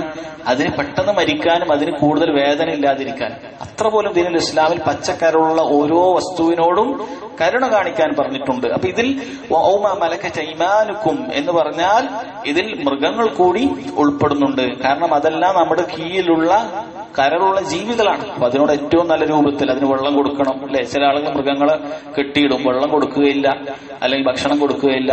അങ്ങനെ നരകത്തിൽ പോയ സ്ത്രീയെ കുറിച്ച് പോലും നമുക്കറിയാം. ആ സ്ത്രീക്ക് നിസ്കാരം ഉണ്ടായിരുന്നു, സ്വതക്ക ഉണ്ടായിരുന്നു, അവർ രാത്രി പോലും എഴുന്നേറ്റ് നിസ്കരിച്ചു എന്നാണ്. പക്ഷെ അവർ എങ്ങനെ ഒരു പൂച്ചയെ പിടിച്ച് കെട്ടിയിട്ടു, അതിന് വെള്ളം കൊടുത്തിട്ടില്ല, അതിനെ ഇറങ്ങി പോകാനും സമ്മതിച്ചില്ല, അതങ്ങനെ മരണപ്പെട്ടു. അവർക്ക് നരകമുണ്ട് എന്നാണ് നബി സല്ലല്ലാഹു അലൈഹി വസല്ലം അറിയിച്ചത്. അതുകൊണ്ട് തന്നെ നമ്മുടെ കീഴിലുള്ള ജീവികളാകട്ടെ അതിനോട് പോലും നിങ്ങൾ ഇഹ്സാൻ ചെയ്യണം, നന്മ ചെയ്യണം എന്നീ ആയത്തിലുണ്ട്. ഇത്രയെല്ലാം പറഞ്ഞതിന് ശേഷം അല്ലാഹു സുബ്ഹാനഹു വ തആല പറയുന്നു, ഇന്നല്ലാഹ ലാ യുഹിബ്ബു മൻ കാന മുഖ്താലൻ ഫഖൂറ. തീർച്ചയായും അല്ലാഹു സുബ്ഹാനഹു വ തആല മുഖ്താലിനെയും ഫഖൂറിനെയും ഇഷ്ടപ്പെടുന്നില്ല. മുഖ്താൽ എന്ന് പറഞ്ഞാൽ മുതകബ്ബിർ, അഹങ്കാരിയായ ഒരു വ്യക്തി. അയാൾ എന്താണ് മുഖ്താലും ഫഖൂറും തമ്മിലുള്ള വ്യത്യാസം? ഇബ്നു ഉസൈമിൻ പറയുന്നു, മുഖ്താൽ എന്ന് പറഞ്ഞാൽ ഫി ഹൈഅത്തിഹി, അവന്റെ രൂപത്തിൽ മനസ്സിലാക്കാൻ സാധിക്കും. അവന്റെ നടിപ്പ്, അവന്റെ ഒരു നാട്യം, അതിലൊക്കെ ഒരു അഹങ്കാരം കാണാൻ സാധിക്കും. ഫഖൂർ എന്ന് പറഞ്ഞാൽ ഫി ഖൗലിഹി, അവൻ പൊങ്ങച്ച എടുത്ത് പറയും. നാട്യം മാത്രമല്ല, ആളുകളോടൊക്കെ പറയും, ഞാൻ അങ്ങനെയാണ്, ഞാൻ ഇങ്ങനെയാണ് എന്നൊക്കെ പറഞ്ഞ് പൊങ്ങച്ചം പറയും. ഇങ്ങനെ പൊങ്ങച്ചം പറയുന്ന ആളുകളെ, ദുരഭിമാനികളെ അല്ലാഹു സുബ്ഹാനഹു വ തആല ഇഷ്ടപ്പെടുന്നില്ല എന്ന് പറഞ്ഞതായി കാണാം. ചില എന്നാണ് പറഞ്ഞിട്ടുള്ളത്. ചില പണ്ഡിതന്മാർ പറഞ്ഞു ഈ ആയത്തിന്റെ അവസാനത്തിൽ ഇങ്ങനെ പറയുന്നതിന് കാര്യമുണ്ട്. അള്ളാഹു സുബ്ഹാനഹു വ തആല ചില ആയത്തുകൾ പ്രത്യേകമായി അവസാനിപ്പിക്കുമ്പോൾ നമ്മൾ വിചാരിക്കാൻ പാടില്ല അതിന്റെ മുകളിലൊന്നും യാതൊരു ബന്ധമില്ല എന്നൊക്കെ. ചില ആയത്തിന്റെ അവസാനത്തിൽ ഇന്നല്ലാഹ സമീഉൻ ബസീർ, ചില ആയത്തിന്റെ അവസാനത്തിൽ ഇന്നല്ലാഹ ലത്തീഫുൻ ഖബീർ എന്നൊക്കെ കാണും. അത് തൊട്ടുമുകളിൽ പറഞ്ഞ ആയത്തിനോട് തൊട്ടുമുകളിൽ പറഞ്ഞ കാര്യത്തിനോട് വളരെ ബന്ധമായിരിക്കും. അങ്ങനെ കൊടുക്കുകയുള്ളൂ. ഇവിടെ അല്ലാഹു സുബ്ഹാനഹു വ തആല ഇന്നല്ലാഹ ലാ യുഹിബ്ബു മൻ കാന മുഖ്താലൻ ഫഖൂറ എന്ന് പറഞ്ഞതിന്റെ താല്പര്യം പണ്ഡിതന്മാർ പറയുന്നു, ഒരാൾ ഈ മുകളിൽ പറഞ്ഞ ഇഹ്സാനുകളൊക്കെ ചെയ്യുന്ന സമയത്ത് സ്വാഭാവികമായും മനുഷ്യന്റെ ഉള്ളിൽ എന്തുണ്ടാകും? ഒരു പൊങ്ങച്ചുണ്ടാവും. ഞാൻ ഇത്രയൊക്കെ ചെയ്യുന്നവരാണ് അല്ലെ. പൊതുവെ അങ്ങനെ കാണാൻ സാധിക്കും. ആളുകൾക്ക് വരുന്ന ഒരു വിപത്താണ്. ചിലപ്പോൾ ധാരാളം സമ്പാദ്യമൊക്കെ കൊടുക്കുന്ന ആളായിരിക്കും. ഈ പറഞ്ഞതുപോലെ കുടുംബക്കാർക്ക് ഇങ്ങനെ പൈസ കൊടുക്കുന്നുണ്ടാവും, പാവപ്പെട്ടവർക്ക് കൊടുക്കുന്നുണ്ടാവും, അങ്ങനെ എല്ലാത്തിനും സഹായിക്കുന്നുണ്ടാവും. പക്ഷെ അതോടൊപ്പം അവന് വലിയ കിബർ വരാൻ തുടങ്ങും. ഞാനാണ് ഇതൊക്കെ എന്റെ ഇതുകൊണ്ടാണ് ഞാൻ അങ്ങനെ ചെയ്യുന്നു. ചില ആളുകൾ അത് വിളിച്ചു പറയുകയും ചെയ്യും. അപ്പൊ അതുകൊണ്ട് അങ്ങനെ രണ്ടാൾക്കാരെയും കുറിച്ച് അള്ളാഹു പറയുക, ഇങ്ങനെ വിളിച്ചു പറയുന്ന പൊങ്ങച്ചക്കാരനെയും അതുപോലെ തന്നെ സ്വയം വലിയ കിബർ നടിക്കുന്നയും ഈ രണ്ട് വിഭാഗത്തെയും അള്ളാഹു ഇഷ്ടപ്പെടുന്നില്ല. അതുകൊണ്ട് നിങ്ങൾ അങ്ങനെ ആകരുത് എന്ന് പറയാനുള്ള താക്കീതും ഇതിലുണ്ട്. ഈ നന്മകളെല്ലാം തന്നെ ചെയ്താൽ വമാ തൗഫീഖ് ഇല്ലാ ബില്ലാഹ്, ഈ തൗഫീഖ് കിട്ടിയത് അള്ളാഹു തന്നതുകൊണ്ടാണ്. കാരണം അള്ളാഹു നൽകിയ റിസ്ക് കൊണ്ടാണ് ഞാൻ ഇതൊക്കെ ചെയ്തത്. അള്ളാഹു നൽകിയ തൗഫീഖ് കൊണ്ടാണ് എനിക്ക് ഇതൊക്കെ ചെയ്യാൻ സാധിച്ചത്. അതുകൊണ്ട് നിങ്ങൾ വിനയമുള്ളവരാകുക. ഇതൊക്കെ ചെയ്തു എന്നുള്ള കാരണത്താൽ നിങ്ങൾ കിബറുള്ളവരാകുന്നില്ല, അല്ലെങ്കിൽ നിങ്ങൾ അള്ളാഹുവിനുള്ള ഹക്ക് പൂർണ്ണമായി വീട്ടിയ ആളുകളൊന്നും ആവുകയില്ല എന്നൊരു ഓർമ്മപ്പെടുത്തലും ഈ ആയത്ത് ഇങ്ങനെ അവസാനിപ്പിച്ചതിലുണ്ട് എന്ന് ചില പണ്ഡിതന്മാർ പറഞ്ഞതായി കാണാൻ സാധിക്കും. നമ്മുടെ ആയത്തിന്റെ വിഷയം, ഇതിന്റെ ഹെഡിങ്ങുമായി ബന്ധപ്പെട്ട വിഷയം നമ്മുടെ ആദ്യത്തിൽ വന്ന കാര്യമാണ്. വഅബ്ദുല്ലാഹ് വലാ തുശ്രികൂ ബിഹി ശൈഅ, നിങ്ങൾ അല്ലാഹുവിനെ മാത്രം ഇബാദത്ത് ചെയ്യുക, അവനോട് ഒന്നിനെയും പങ്കു ചേർക്കാതിരിക്കുക എന്ന് പറയുക. നമ്മൾ വഅബ്ദുല്ലാഹ് എന്ന് പറയുന്നിടത്തൊക്കെ അല്ലാഹുവിനെ മാത്രം ഇബാദത്ത് ചെയ്യുക എന്ന് പറയുമ്പോൾ നിങ്ങൾ ദുർവ്യാഖ്യാനിക്കുകയാണോ എന്ന് ആരെങ്കിലും ചോദിക്കുകയാണെങ്കിൽ നമുക്ക് നേരത്തെ ഇബ്നു അബ്ബാസ് റളിയല്ലാഹു അൻഹു പറഞ്ഞ ആസറാണ് പറയാനുള്ളത്. കാരണം കുല്ലു മാ വറദ ഫിൽ ഖുർആൻ ഇബാദത്തൻ അത് യദുല്ലു അത്തൗഹീദ്. ഖുർആനിൽ എവിടെയെല്ലാം ഇബാദത്ത് കണ്ടാൽ തൗഹീദാണ്. തൗഹീദ് എന്ന് പറഞ്ഞാൽ അള്ളാഹുവിനെ മാത്രം എന്നാണ് അർത്ഥം. ഏകനാക്കുക എന്ന് പറഞ്ഞാൽ അത് മാത്രം എന്നാണ് അർത്ഥം. അതുകൊണ്ട് നമ്മൾ അതിന് അർത്ഥം പറയുന്നത് അതുകൊണ്ടാണ്. ഇയ്യാക നഅ്ബുദു എന്ന് പറഞ്ഞാൽ അത് അതിന്റെ അർത്ഥം നിന്നെ മാത്രം നമ്മൾ ആരാധിക്കുന്നു എന്നാണ്. അത് ആ വാക്കിൽ നിന്ന് തന്നെ കിട്ടും. തൗഹീദാണ് നഅ്ബുദു എന്നുകൊണ്ട് ഉദ്ദേശിക്കുന്നത്. അതുപോലെ തന്നെ അതിന്റെ ഘടനയിൽ നിന്നും കിട്ടും. സാധാരണഗതിയിൽ അറബി ഭാഷയ്ക്കൊരു നിയമമുണ്ട്. ഒരു ക്രിയ കൊണ്ട് ആരംഭിക്കുന്ന ഒരു വാക്ക് അതിങ്ങനെ ക്രിയയാണ് ആദ്യം വരേണ്ടത്. നഅ്ബുദു, ഞാൻ ഇബാദത്ത് ചെയ്യുന്നു എന്ന് ആദ്യം ഞങ്ങൾ ഇബാദത്ത് ചെയ്യുന്നു, ശേഷമാണ് നിന്നെ എന്ന് പറയേണ്ടത്. ആ നിന്നെ എന്ന് പറയുന്ന കാര്യത്തെ മുന്തിച്ചിരിക്കുകയാണ്. ഇയാക്ക എന്ന് പറയുന്ന വാക്കാണ് നിന്നെ എന്ന് പറയുന്ന വാക്ക് ഉദ്ദേശിക്കുന്നത്. അങ്ങനെ മുന്തിച്ചു കഴിഞ്ഞാൽ തന്നെ മാത്രം എന്നുള്ള അർത്ഥം കിട്ടുമെന്ന് അറബി ഭാഷയുടെ നിയമമാണ്. കാരണം അല്ലാഹു സുബ്ഹാനഹു വ തആല അത്രയും അർത്ഥശങ്കം ഇല്ലാതെ വളരെ വ്യക്തമായിട്ടാണ് നേർക്കുനേരെ പറഞ്ഞത്. നിന്നെ മാത്രം ഇബാദത്ത് ചെയ്യാന്ന് പറഞ്ഞാൽ പിന്നെ അതിലൊന്നുമില്ല. പിന്നെ വേറെ ഇബാദത്തായ ദുആയില്ല, സഹായതട്ടയില്ല, ബരമേൽപ്പിക്കലില്ല, പേടിക്കലില്ല, പ്രതീക്ഷയില്ല അള്ളാഹുവിനോട് മാത്രമല്ലാതെ എന്നത് വളരെ വ്യക്തമാണ്. അപ്പോൾ ഈ ആയത്തിൽ ഇതാണ് അല്ലാഹു സുബ്ഹാനഹു വ തആല നമ്മോട് കൽപ്പിച്ചിട്ടുള്ളത്. തൗഹീദിന്റെ നിർബന്ധമാണെന്ന് അറിയിക്കുന്ന ഒരായത്താണ്. അടുത്ത ആയത്തിൽ അല്ലാഹു സുബ്ഹാനഹു വ തആല സൂറത്തുൽ അൻആമിലെ 151-ാമത്തെ ആയത്ത് അതിൽ കാണാൻ സാധിക്കും. വഖൗലുഹു ഇബ്നു അബ്ദുൽ വഹാബ് റഹിമഹുല്ലാഹ് കൊടുക്കുന്നു, ഖുൽ തആലൂ അത്ലു മാ ഹറമ റബ്ബുകും അലൈക്കും അല്ലാ തുശ്രികൂ ബിഹി ശൈഅ വബിൽ വാലിദൈനി ഇഹ്സാന ولا تقتلوا أولادكم من إملاق نحن نرزقكم وإياهم ولا تقربوا الفواحش ما ظهر منها وما بطن ولا تقتلوا النفس التي حرم الله إلا بالحق ذلكم وصاكم به لعلكم تعقلون. الله سبحانه وتعالى ഒരുപാട് വസിയത്തുകൾ ഉപദേശങ്ങൾ നൽകുന്ന ഒരു ആയത്താണ്. അതുകൊണ്ട് തന്നെ പണ്ഡിതന്മാർ ആയത്തുൽ വസായ എന്നൊക്കെ ഇതിനെ കുറിച്ച് പറഞ്ഞിട്ടുണ്ട്. വസിയത്തുകളുള്ള ആയത്ത്, ഒന്നിലധികം വസിയത്തുകൾ ഇതിൽ കൊടുത്തിട്ടുണ്ട്. ഇതിൽ തുടക്കത്തിൽ പറയുന്നത് എന്താണ്? ഖുൽ നബിയെ പറയുക, തആലൂ നിങ്ങൾ ഇങ്ങോട്ട് വരിക. എന്തിനാണ്? അത്ലു മാ ഹറമ റബ്ബുകും അലൈക്കും, നിങ്ങളുടെ റബ്ബ് എന്താണ് നിങ്ങൾക്ക് ഹറാമാക്കിയത് എന്ന് ഞാൻ നിങ്ങൾക്ക് അറിയിച്ചു തരാം. കാരണം റബ്ബ് സുബ്ഹാനഹു വ തആലക്കാണ് ഇന്ന കാര്യം ഹറാമാണെന്നും ഇന്ന കാര്യം ഹലാലാണെന്നും എല്ലാം തീരുമാനിക്കാനുള്ള അവകാശം അവര് മാത്രമാണ്. അപ്പൊ നിങ്ങളുടെ റബ്ബ് ഹറാമാക്കിയ കാര്യങ്ങൾ ഏതൊക്കെയാണ് എന്ന് ഞാൻ നിങ്ങൾക്ക് ഓതി കേൾപ്പിച്ചു തരാം എന്ന് പറഞ്ഞുകൊണ്ട് അല്ലാഹു സുബ്ഹാനഹു വ തആല ഏറ്റവും വലിയ വലിയ ഹറാമുകൾ എണ്ണി പറയുകയാണ്. അതിൽ ഒന്നാമതായി പറഞ്ഞിട്ടുള്ളത് അല്ലാ തുശ്രികൂ ബിഹി ഷൈഅ, നിങ്ങൾ അവരിൽ ഒന്നിനെയും പങ്കു ചേർക്കാൻ പാടില്ല. അതാണ് ഏറ്റവും വലിയ ഹറാം. ഹറാമുകളുടെ കൂട്ടത്തിൽ ഏറ്റവും വലിയ ഹറാമ് പലിശ കൊടുക്കുക, വ്യഭിചരിക്കുക, ഒരു വ്യക്തിയെ കൊല്ലുക അല്ല. ഇതൊക്കെ കടുത്ത ഹറാമുകളാണ്. അതിന്റെ ഹറാമ് കുറക്കാനല്ല, പക്ഷെ അതിനേക്കാളും കടുത്തതാണ് ശിർക്ക് ചെയ്യുക എന്നുള്ളത്. ആളുകൾക്ക് പലപ്പോഴും ബറാഅത്തിനെ കുറിച്ച് അഥവാ ബന്ധവിച്ഛേദനത്തെ കുറിച്ച് പറയുമ്പോൾ ഉൾക്കൊള്ളാൻ കഴിയാത്ത സാധിക്കുന്ന പല കാര്യങ്ങളുണ്ട്. ഒരാളോട്, ഒരു മുസ്ലിം അല്ലാത്ത ഒരു വ്യക്തിയോട് നമുക്ക് ബന്ധവിച്ഛേദനം വേണം, അവരോട് നമുക്ക് സ്നേഹം പാടില്ല എന്ന് പറയും പലപ്പോഴും പല ആളുകൾക്ക് ഉൾക്കൊള്ളാൻ സാധിക്കുകയില്ല. എന്നാൽ അവരോട് ഒരു കഞ്ചാവ് വലിക്കുന്ന ഒരു വ്യക്തി, കള്ളു കുടിക്കുന്ന ഒരു വ്യക്തി, വ്യഭിചരിക്കുന്ന ഒരു വ്യക്തി, ഇവരോട് ബന്ധവിച്ഛേദനം വേണമെന്ന് പറഞ്ഞാൽ പെട്ടെന്ന് അവർക്ക് ഉൾക്കൊള്ളുന്നുണ്ട്. അവർ കാരണം തൗഹീദും ശിർക്കും മനസ്സിലാക്കാത്തതുകൊണ്ടാണ്. ഏറ്റവും വലിയ തിന്മ ചെയ്യുന്നവരോടാണ് ഏറ്റവും കൂടുതൽ നമ്മൾ അകലം പാലിക്കേണ്ടത്. അകലം പാലിക്കേണ്ടത് എന്ന് നമ്മൾ പറയുമ്പോൾ മനസ്സിലാക്കേണ്ടത് അവരോട് എന്തെങ്കിലും അതിക്രമം കാണിക്കാമെന്നോ അവരോട് അന്യായം പ്രവർത്തിക്കാമെന്നോ ഒന്നൊന്നുമല്ല. മറിച്ച് നമുക്ക് മാനസികമായി യാതൊരു സ്നേഹം ഉണ്ടാകാൻ പാടില്ല. നമുക്ക് കഞ്ചാവ് വലിക്കുന്ന ഭാര്യ, കള്ളു കുടിച്ചു എന്ന് ഭാര്യയെ തല്ലുന്ന, അതുപോലെ തന്നെ പലിശക്കെടുക്കുന്ന വട്ടിപ്പലിശക്കാരൻ, ഇങ്ങനെയുള്ള തോന്നിവാസികളെയും താന്തോന്നികളെയും നമുക്ക് ഇഷ്ടപ്പെടാൻ സാധിക്കുന്നില്ലേ? അതിനേക്കാളും വലിയ കടുത്ത പാപം ചെയ്യുന്ന, ശിർക്ക് ചെയ്യുന്ന ആളുകളെയും നമുക്കൊരിക്കലും തന്നെ മനസ്സുകൊണ്ട് അവരോട് ഇഷ്ടപ്പെടാൻ സാധിക്കുകയില്ല. എന്നാൽ നാം ആവർത്തിച്ചു പറയുന്നു, പല പ്രശ്നങ്ങളും ആളുകൾ ഇത്തരം വാക്കുകളിലൂടെ ഉണ്ടാക്കുന്നതിൽ ആവർത്തിച്ചു പറയുന്നു. അതിന്റെ അർത്ഥം ഒരിക്കലും അവരോട് എന്തെങ്കിലും അന്യായമായി പ്രവർത്തിക്കുക എന്നോ അവരെ എന്തെങ്കിലും കാണുന്നിടത്ത് വെച്ച് എടുത്ത് അടിക്കുക എന്നോ ഒന്നൊന്നും യാതൊരു അർത്ഥവുമില്ല. അത് അല്ലാഹു സുബ്ഹാനഹു വ തആല വിലക്കിയിട്ടുള്ള കാര്യവുമാണ് ദുൽമ് ചെയ്യുക എന്നുള്ളത്. അത് മുസ്ലിമിനോടാകട്ടെ കാഫിറിനോടാകട്ടെ ഒരാളോട് പോലും ദുൽമ് ചെയ്യുക, അതിക്രമം പ്രവർത്തിക്കുക എന്നുള്ളത് ദീനുൽ ഇസ്ലാമിൽ പാടില്ലാത്ത കാര്യമാണ്. നാം പറഞ്ഞു വന്നത് അല്ലാഹു സുബ്ഹാനഹു വ തആല ഹറാമാക്കിയിട്ടുള്ള ഏറ്റവും വലിയ കാര്യമായിട്ട് പറഞ്ഞത് എന്താണ്? അല്ലാ തുശ്രികൂ ബിഹി ഷൈഅ.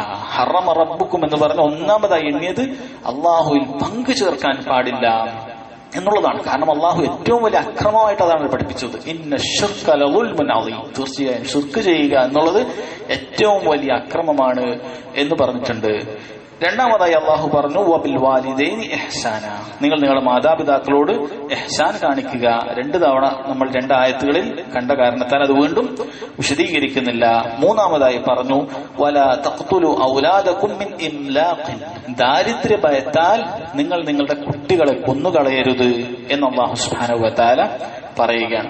സൂറത്തുൽ ഇസ്രായിലും ഇതേപോലത്തെ ഒരായത്ത് വന്നിട്ടുണ്ട്. വലാ തഖ്തുലു ഔലാദകും ഖശ്യത ഇംലാഖ്, ദാരിദ്ര്യത്തെ പേടിച്ചുകൊണ്ട് നിങ്ങൾ നിങ്ങളുടെ കുട്ടികളെ കൊല്ലരുത് എന്ന് പറഞ്ഞിട്ടുണ്ട്.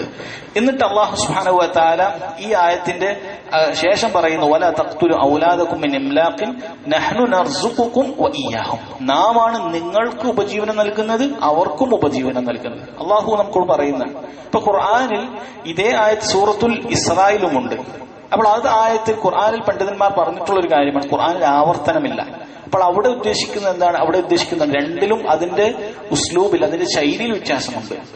ഇവിടെ പറഞ്ഞിട്ടുള്ളത് നിങ്ങൾ ദാരിദ്ര്യം കാരണത്താൽ നിങ്ങൾ കുട്ടികളെ കൊല്ലാൻ പാടില്ല, നാമാണ് നിങ്ങൾക്ക് ഉപജീവനം നൽകുന്നത് അവർക്കും ഉപജീവനം നൽകുന്നത്.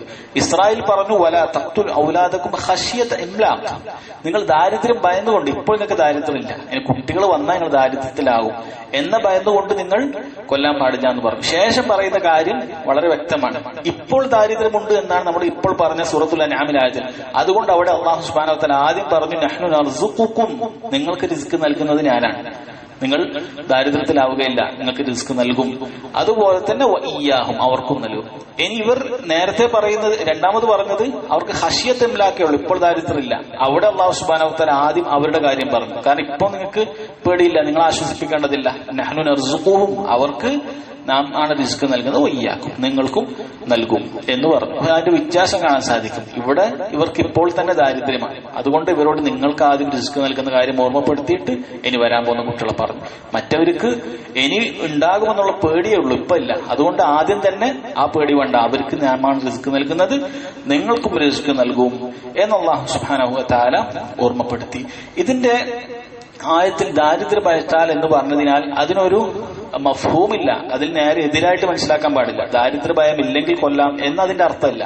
ഇവിടെ അറബികൾ പൊതുവെ ദാരിദ്ര്യത്തിൽ അന്ന് ഉണ്ടായിരുന്ന കൗമക്ക് അങ്ങനെ കൊന്നതിനാൽ അത് എടുത്തു പറഞ്ഞു എന്ന് മാത്രം. കുട്ടികളെ ഒരു നിലക്കും കൊല്ലാൻ പാടില്ല.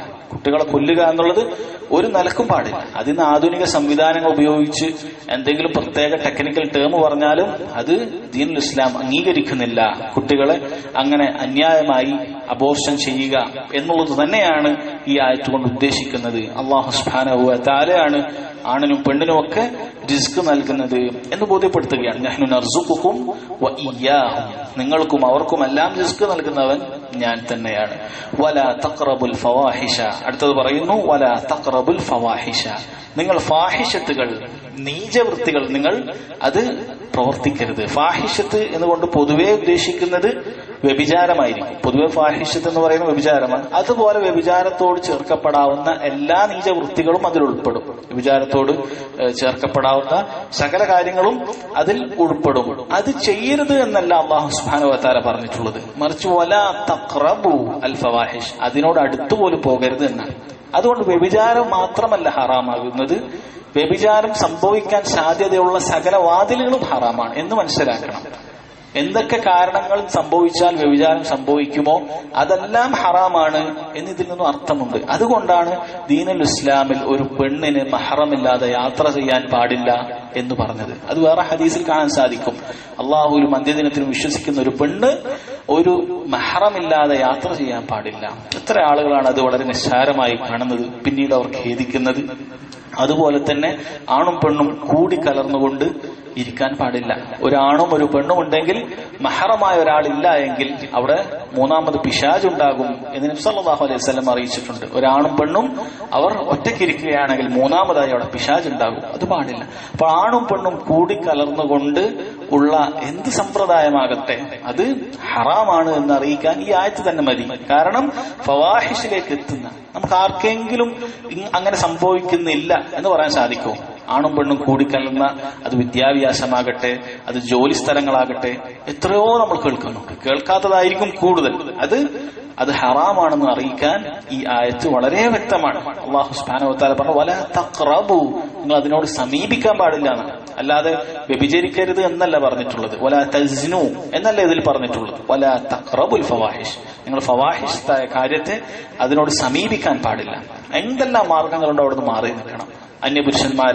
പുരുഷന്മാരോട് പറഞ്ഞില്ലേ ഇയ്യാക്കും ദുഖൂലു അലൻ നിസാ, നിങ്ങൾ സ്ത്രീകളുടെ അടുക്കലേക്ക് പ്രവേശിക്കുന്നത് ശ്രദ്ധിക്കണം എന്ന് പുരുഷന്മാരോട് പറഞ്ഞിട്ടുണ്ട്.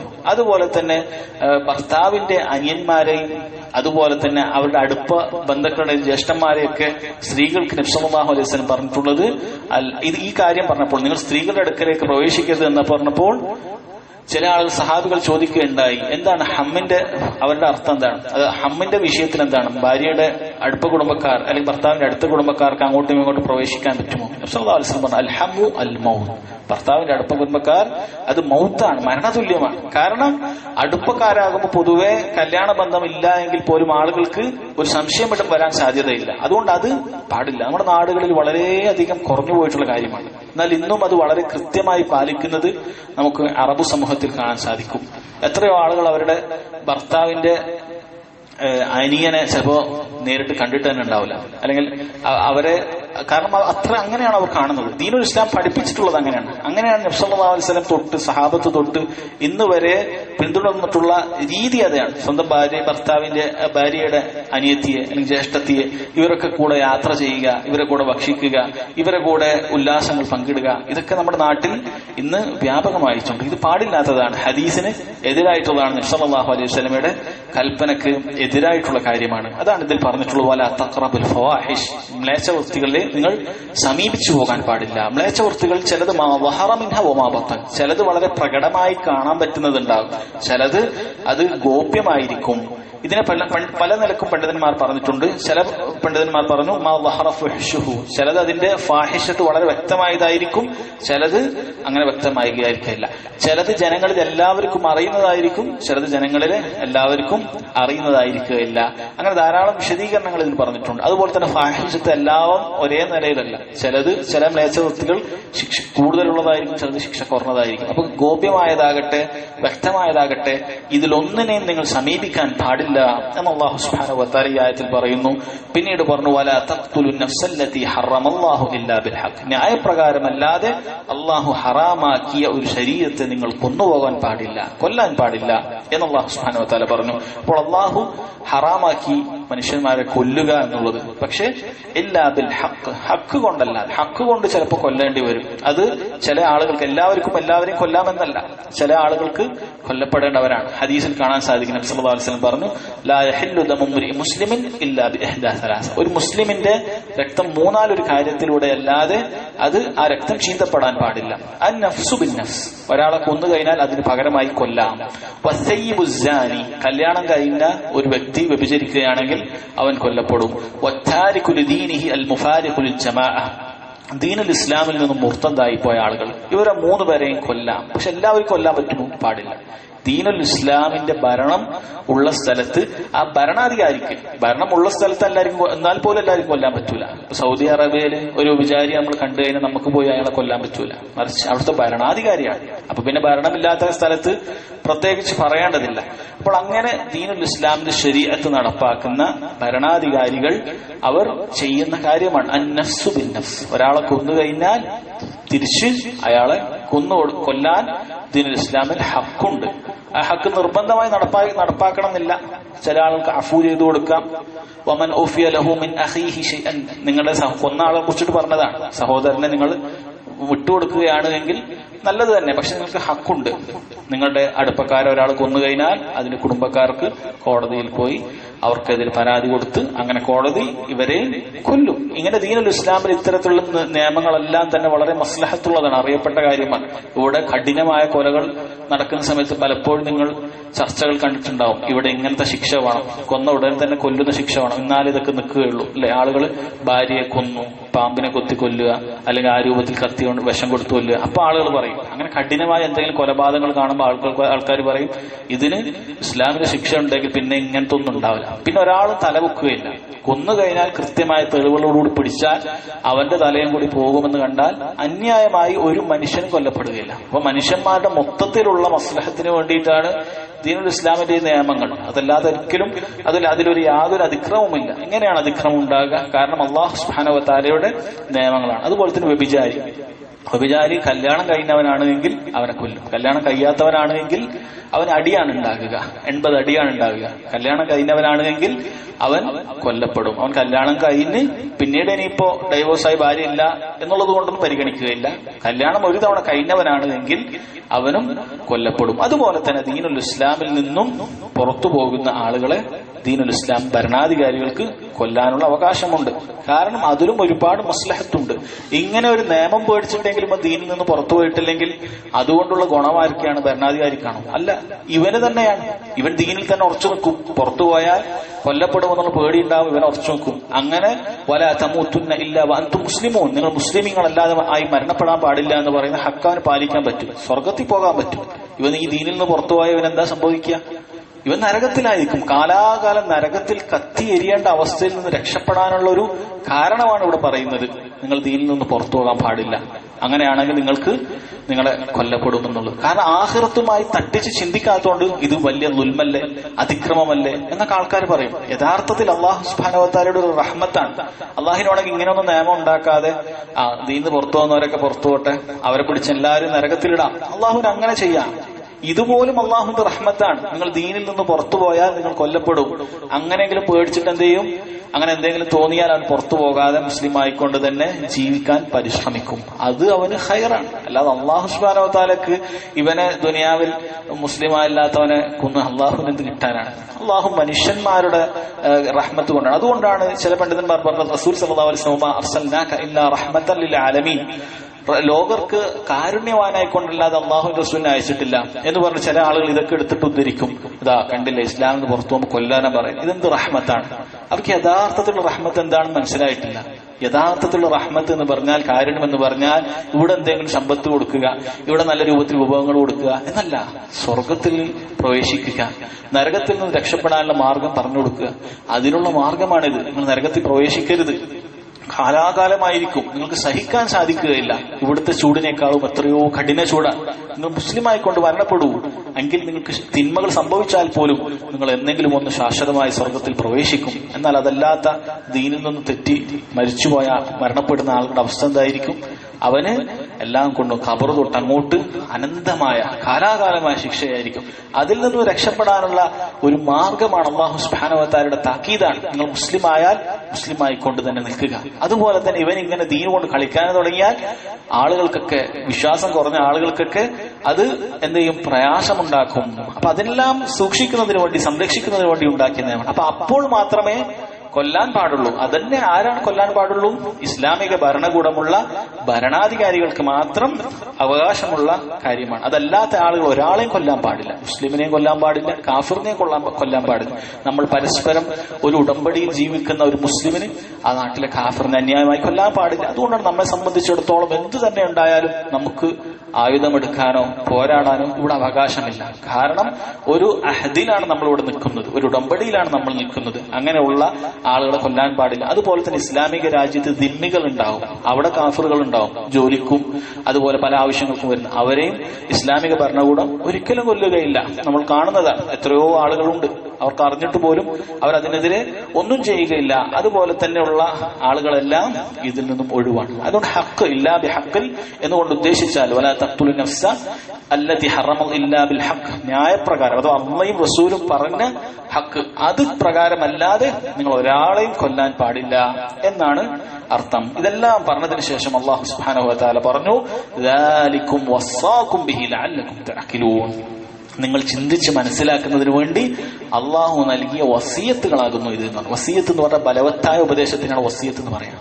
സാധാരണ നസീഹത്ത് എന്ന് പറഞ്ഞ ഉപദേശം, വസിയത്ത് എന്ന് പറഞ്ഞ ബലവത്തായ ഉപദേശം, നിങ്ങൾ ചിന്തിച്ച് മനസ്സിലാക്കാനുള്ള ബലവത്തായ ഉപദേശമാകുന്നു ഇത് എന്ന് അല്ലാഹു സുബ്ഹാനഹു വ തആല പറയുകയാണ്. അപ്പോൾ ഇതിൽ 5 വസിയത്തുകളാണുള്ളത്. ഒന്നാമത്തത് തൗഹീദുല്ലാഹ്, അള്ളാഹുവിനെ മാത്രം ഇബാദത്ത് ചെയ്യണമെന്നുള്ളത്. രണ്ടാമത്തത് അൽ ഇഹ്സാൻ ബിൽ വാലിദൈൻ, മാതാപിതാക്കളോട് നന്മ ചെയ്യണം. മൂന്നാമത്തത് അല്ലാ നഖ്തുൽ ഔലാദന, നമ്മുടെ കുട്ടികളെ കൊല്ലാൻ പാടില്ല. നാലാമത്തത് അല്ലാ നുഖർരിബൽ ഫവാഹിഷ്, ഫവാഹിഷുകളോട് മ്ലേച്ഛവൃത്തികളെ സമീപിക്കാൻ പോലും പാടില്ല. അഞ്ചാമത്തത് അല്ലാ നഖ്തുൽ നഫ്സല്ലതി ഹറമല്ലാഹു ഇല്ലാ ബിൽ ഹഖ്, അള്ളാഹു ഹറാമാക്കിയ ആത്മാക്കളെ, മനുഷ്യന്മാരെ ഹക്ക് കൊണ്ടല്ലാതെ കൊല്ലാൻ പാടില്ല. അങ്ങനെ 5 കാര്യങ്ങളാണ് ഈ വസിയത്തിൽ പറഞ്ഞിട്ടുള്ളത്. ശേഷമുള്ള ആയത്തിൽ അല്ലാഹു സുബ്ഹാനഹു വ തആല കുറച്ച് ഹക്കുകൾ കൂടി പറയുന്നുണ്ട്, അതുകൂടി പറഞ്ഞ് അവസാനിപ്പിക്കാം. അടുത്ത അല്ലാഹു സുബ്ഹാനഹു വ തആല അടുത്ത ആയത്തിൽ പറയുന്നു, വലാ തഖ്റബു മാലൽ യതീം ഇല്ലാ ബില്ലതി ഹിയ അഹ്സൻ, നിങ്ങൾ യതീം മക്കളുടെ സമ്പത്ത് ഏറ്റവും നല്ല രൂപത്തിലല്ലാതെ അത് ഉപയോഗിക്കാൻ പാടില്ല, അതിനെ സമീപിച്ചു പോകാൻ പാടില്ല. യതീം മക്കളാണ്, ചിലപ്പോൾ ഒരുപാട് സമ്പത്ത് ഉണ്ടാവും, വാപ്പ വലിയ സമ്പാദ്യമുള്ളതായിരിക്കും. യതീം മക്കൾ എന്ന് പറഞ്ഞാൽ നമ്മൾ പറഞ്ഞ പ്രായപൂർത്തി എത്തിയിട്ടില്ല. അപ്പോൾ അവർക്കത് എങ്ങനെ ഉപയോഗിക്കണം എന്നറിയില്ല. അപ്പൊ അതിന് ഏറ്റവും നല്ല രീതിയിൽ ഉപയോഗിക്കണം. ഏറ്റവും നല്ല രീതിയിൽ ഉപയോഗിക്കുക എന്ന് പറഞ്ഞാൽ ഏറ്റവും നല്ല ഉപകാരമുള്ള, കൂടുതൽ പ്രോഫിറ്റ് കിട്ടുന്ന കച്ചവടമൊക്കെ കണ്ടുപിടിച്ച് അതിൽ ഇൻവെസ്റ്റ് ചെയ്ത് ഈ കുട്ടികൾ വലുതാകുമ്പോൾ അവർക്ക് നല്ലൊരു സമ്പത്ത് ഉണ്ടാക്കി കൊടുക്കണം. ശർഈയായ കാര്യങ്ങൾ നോക്കണം, പലിശയുള്ള കാര്യങ്ങളിൽ അത് ഉൾപ്പെടുത്താൻ പാടില്ല. അങ്ങനെ ദുന്യവിയായിട്ടും ശർഈയായിട്ടും ആ സമ്പത്തിന് ഏറ്റവും നല്ല രൂപത്തിൽ എങ്ങനെ വളർത്തിയെടുക്കാം അതാണ് നോക്കേണ്ടത്. എന്നിട്ട് ആ കുട്ടികൾ പ്രായപൂർത്തി എത്തിയാൽ ഉടനെ കൊടുക്കാമെന്നല്ല, അതെല്ലാം കൈകാര്യം ചെയ്യാൻ പറ്റുന്ന ഒരവസ്ഥ എത്തിയാൽ അവരെ അതേപോലെ ഏൽപ്പിക്കുക. അതല്ലാതെ അത് കൃത്യമായി അത് എടുത്ത് തിന്നുക, മറ്റ് യതീം മക്കളുടെ സമ്പത്ത് ഭുജിക്കുക, അത് ഏറ്റവും വലിയ പാപങ്ങൾ എണ്ണിയതാണ്. അതല്ലെങ്കിൽ അതിനെ നശിപ്പിക്കുക, ഇത് പാടില്ല. ഇത് അള്ളാഹു ഒരു ഹക്കായി പറഞ്ഞതാണ്. നമ്മുടെ കുടുംബത്തിലോ അടുപ്പക്കാരിലോ യതീം മക്കൾ ഉണ്ടെങ്കിൽ അവരുടെ സമ്പത്തിനെ അത് കൃത്യമായി പരിപാലിച്ച് ഏറ്റവും നല്ല രൂപത്തിൽ അവർക്ക് തിരിച്ചു കൊടുക്കുക എന്നതാണ് ഇതിന്റെ ഉദ്ദേശം. വലാ തഖ്റബു മാലൽ യതീമി ഇല്ലാ ബില്ലതി ഹിയ അഹ്സൻ ഹത്താ യബ്ലുഗ അശുദ്ധ, അവൻ നല്ല പ്രായപൂർത്തി എത്തുന്ന അത്രയും വരെ. അതുപോലെ അള്ളാഹു പറഞ്ഞു, ഔഫുൽ കൈല വൽ മീസാൻ, നിങ്ങൾ അളവിലും തൂക്കത്തിലും പൂർത്തിയാക്കുക. വസ്തുക്കളിൽ ചിലത് അളന്നു കൊടുക്കുന്നുണ്ടാവും, ചിലത് തൂക്കി കൊടുക്കുന്നുണ്ടാവും, അതിൽ കൃത്യമാക്കുക, അതിൽ കുറവ് വരുത്താൻ പാടില്ല. വഇദാ ഖുൽതും ഫഅദിലു, നിങ്ങൾ സംസാരിക്കുകയാണ് എങ്കിൽ നീതിയോടുകൂടി സംസാരിക്കുക. നീതിയില്ലാത്ത സംസാരം നിങ്ങൾ ഉണ്ടാകാൻ പാടില്ല. വലൗ കാന ദാ ഖുർബ, നിങ്ങൾ കുടുംബക്കാരായ, പൊതുവെ കുടുംബക്കാരാണ് ഒരു പക്ഷത്തെങ്കിൽ നമ്മൾ അങ്ങോട്ട് ചാഞ്ഞു പോകാനും നീതിക്കെതിരായി സംസാരിക്കാനും സാധ്യത കൂടുതലാണ്. കൂടുതലാണ്. അതുകൊണ്ട് അള്ളാഹു പറഞ്ഞു ഇദാ ഖുൽതും ഫഅദിലു വലൗ കാന ദാ ഖുർബ, അടുപ്പക്കാരുടെ വിഷയത്തിലാണെങ്കിലും നിങ്ങൾ നീതിയോട് സംസാരിക്കുക. അതാണ് നബി സല്ലല്ലാഹു അലൈഹി വസല്ലം അള്ളാഹു സത്യമിട്ട് പറഞ്ഞിട്ടുള്ളത്, ലൗ അന്ന ഫാത്തിമ ബിൻത മുഹമ്മദിൻ സരിഖത് ലഖതഅതു യദഹാ, മുഹമ്മദിന്റെ മകൾ ഫാത്തിമയാണ് മോഷ്ടിച്ചതെങ്കിലും ഞാൻ അവളുടെ കൈ ഛേദിക്കുക തന്നെ ചെയ്യും. അള്ളാഹുവിന്റെ റസൂൽ സല്ലല്ലാഹു അലൈഹി വസല്ലം പറഞ്ഞിട്ടുള്ളതാണ്. അത്രയും നീതിയായിരിക്കും. നമ്മുടെ കുടുംബക്കാരനാണ് അന്യായം ചെയ്തത്, മോശം ചെയ്തത് എന്നതുകൊണ്ട് അവന് വിട്ടുവീഴ്ചയില്ല, മറിച്ച് അള്ളാഹുവിന്റെ നീതിയാണ് നടപ്പാക്കുക. അള്ളാഹു അവസാനം പറഞ്ഞു ഈ ആയത്തിൽ വബി അഹ്ദില്ലാഹി ഔഫു, അള്ളാഹുവിന്റെ അഹദ്, അള്ളാഹുവിന്റെ ഉടമ്പടി അത് നിങ്ങൾ പൂർത്തിയാക്കിക്കൊള്ളുക എന്ന് അള്ളാഹു സുബ്ഹാനഹു വ തആല പറഞ്ഞു. ദാലികും വസ്സാഖും ബിഹി ലഅല്ലകും തദക്കറൂൻ, നിങ്ങൾ ഉറ്റാലോചിക്കാൻ വേണ്ടി അള്ളാഹു നിങ്ങൾക്ക് നിശ്ചയിച്ചിട്ടുള്ള വസിയത്തുകളാകുന്നു ഇത് എന്ന് പറഞ്ഞു. അപ്പൊ ഈ ആയത്തിൽ 4 വസിയത്തുകൾ കൂടി കൂട്ടി പറഞ്ഞു. ഒന്ന്, അല്ലാ നുഖരിബ മാലൽ യതീം ഇല്ലാ ബില്ലദീ ഹിയ അഹ്സൻ, നമ്മുടെ അനാഥകളുടെ സമ്പത്ത് ഏറ്റവും നല്ല രൂപത്തിലല്ലാതെ അതിനെ സമീപിക്കാൻ പാടില്ല. 2, അൻവഫിയൽ കൈല വൽ മീസാന ബിൽ ഖിസ്ത്, നീതിയോടുകൂടി അളവിലും തൂക്കത്തിലും നമ്മൾ പൂർത്തീകരിച്ചു കൊടുക്കുക. 3, അൻഅദില ഇദാ ഖുൽന, സംസാരിക്കുകയാണെങ്കിൽ നീതി പുലർത്തുക. 4, അൻവഫിയ ബി അഹ്ദില്ലാഹ്, അല്ലാഹുവിന്റെ ഉടമ്പടി പൂർത്തിയാക്കുക. അല്ലാഹുവിന്റെ തൗഹീദും അല്ലാഹു കൽപ്പിച്ച കാര്യങ്ങളെല്ലാം അതുപോലെ പൂർത്തിയാക്കുക.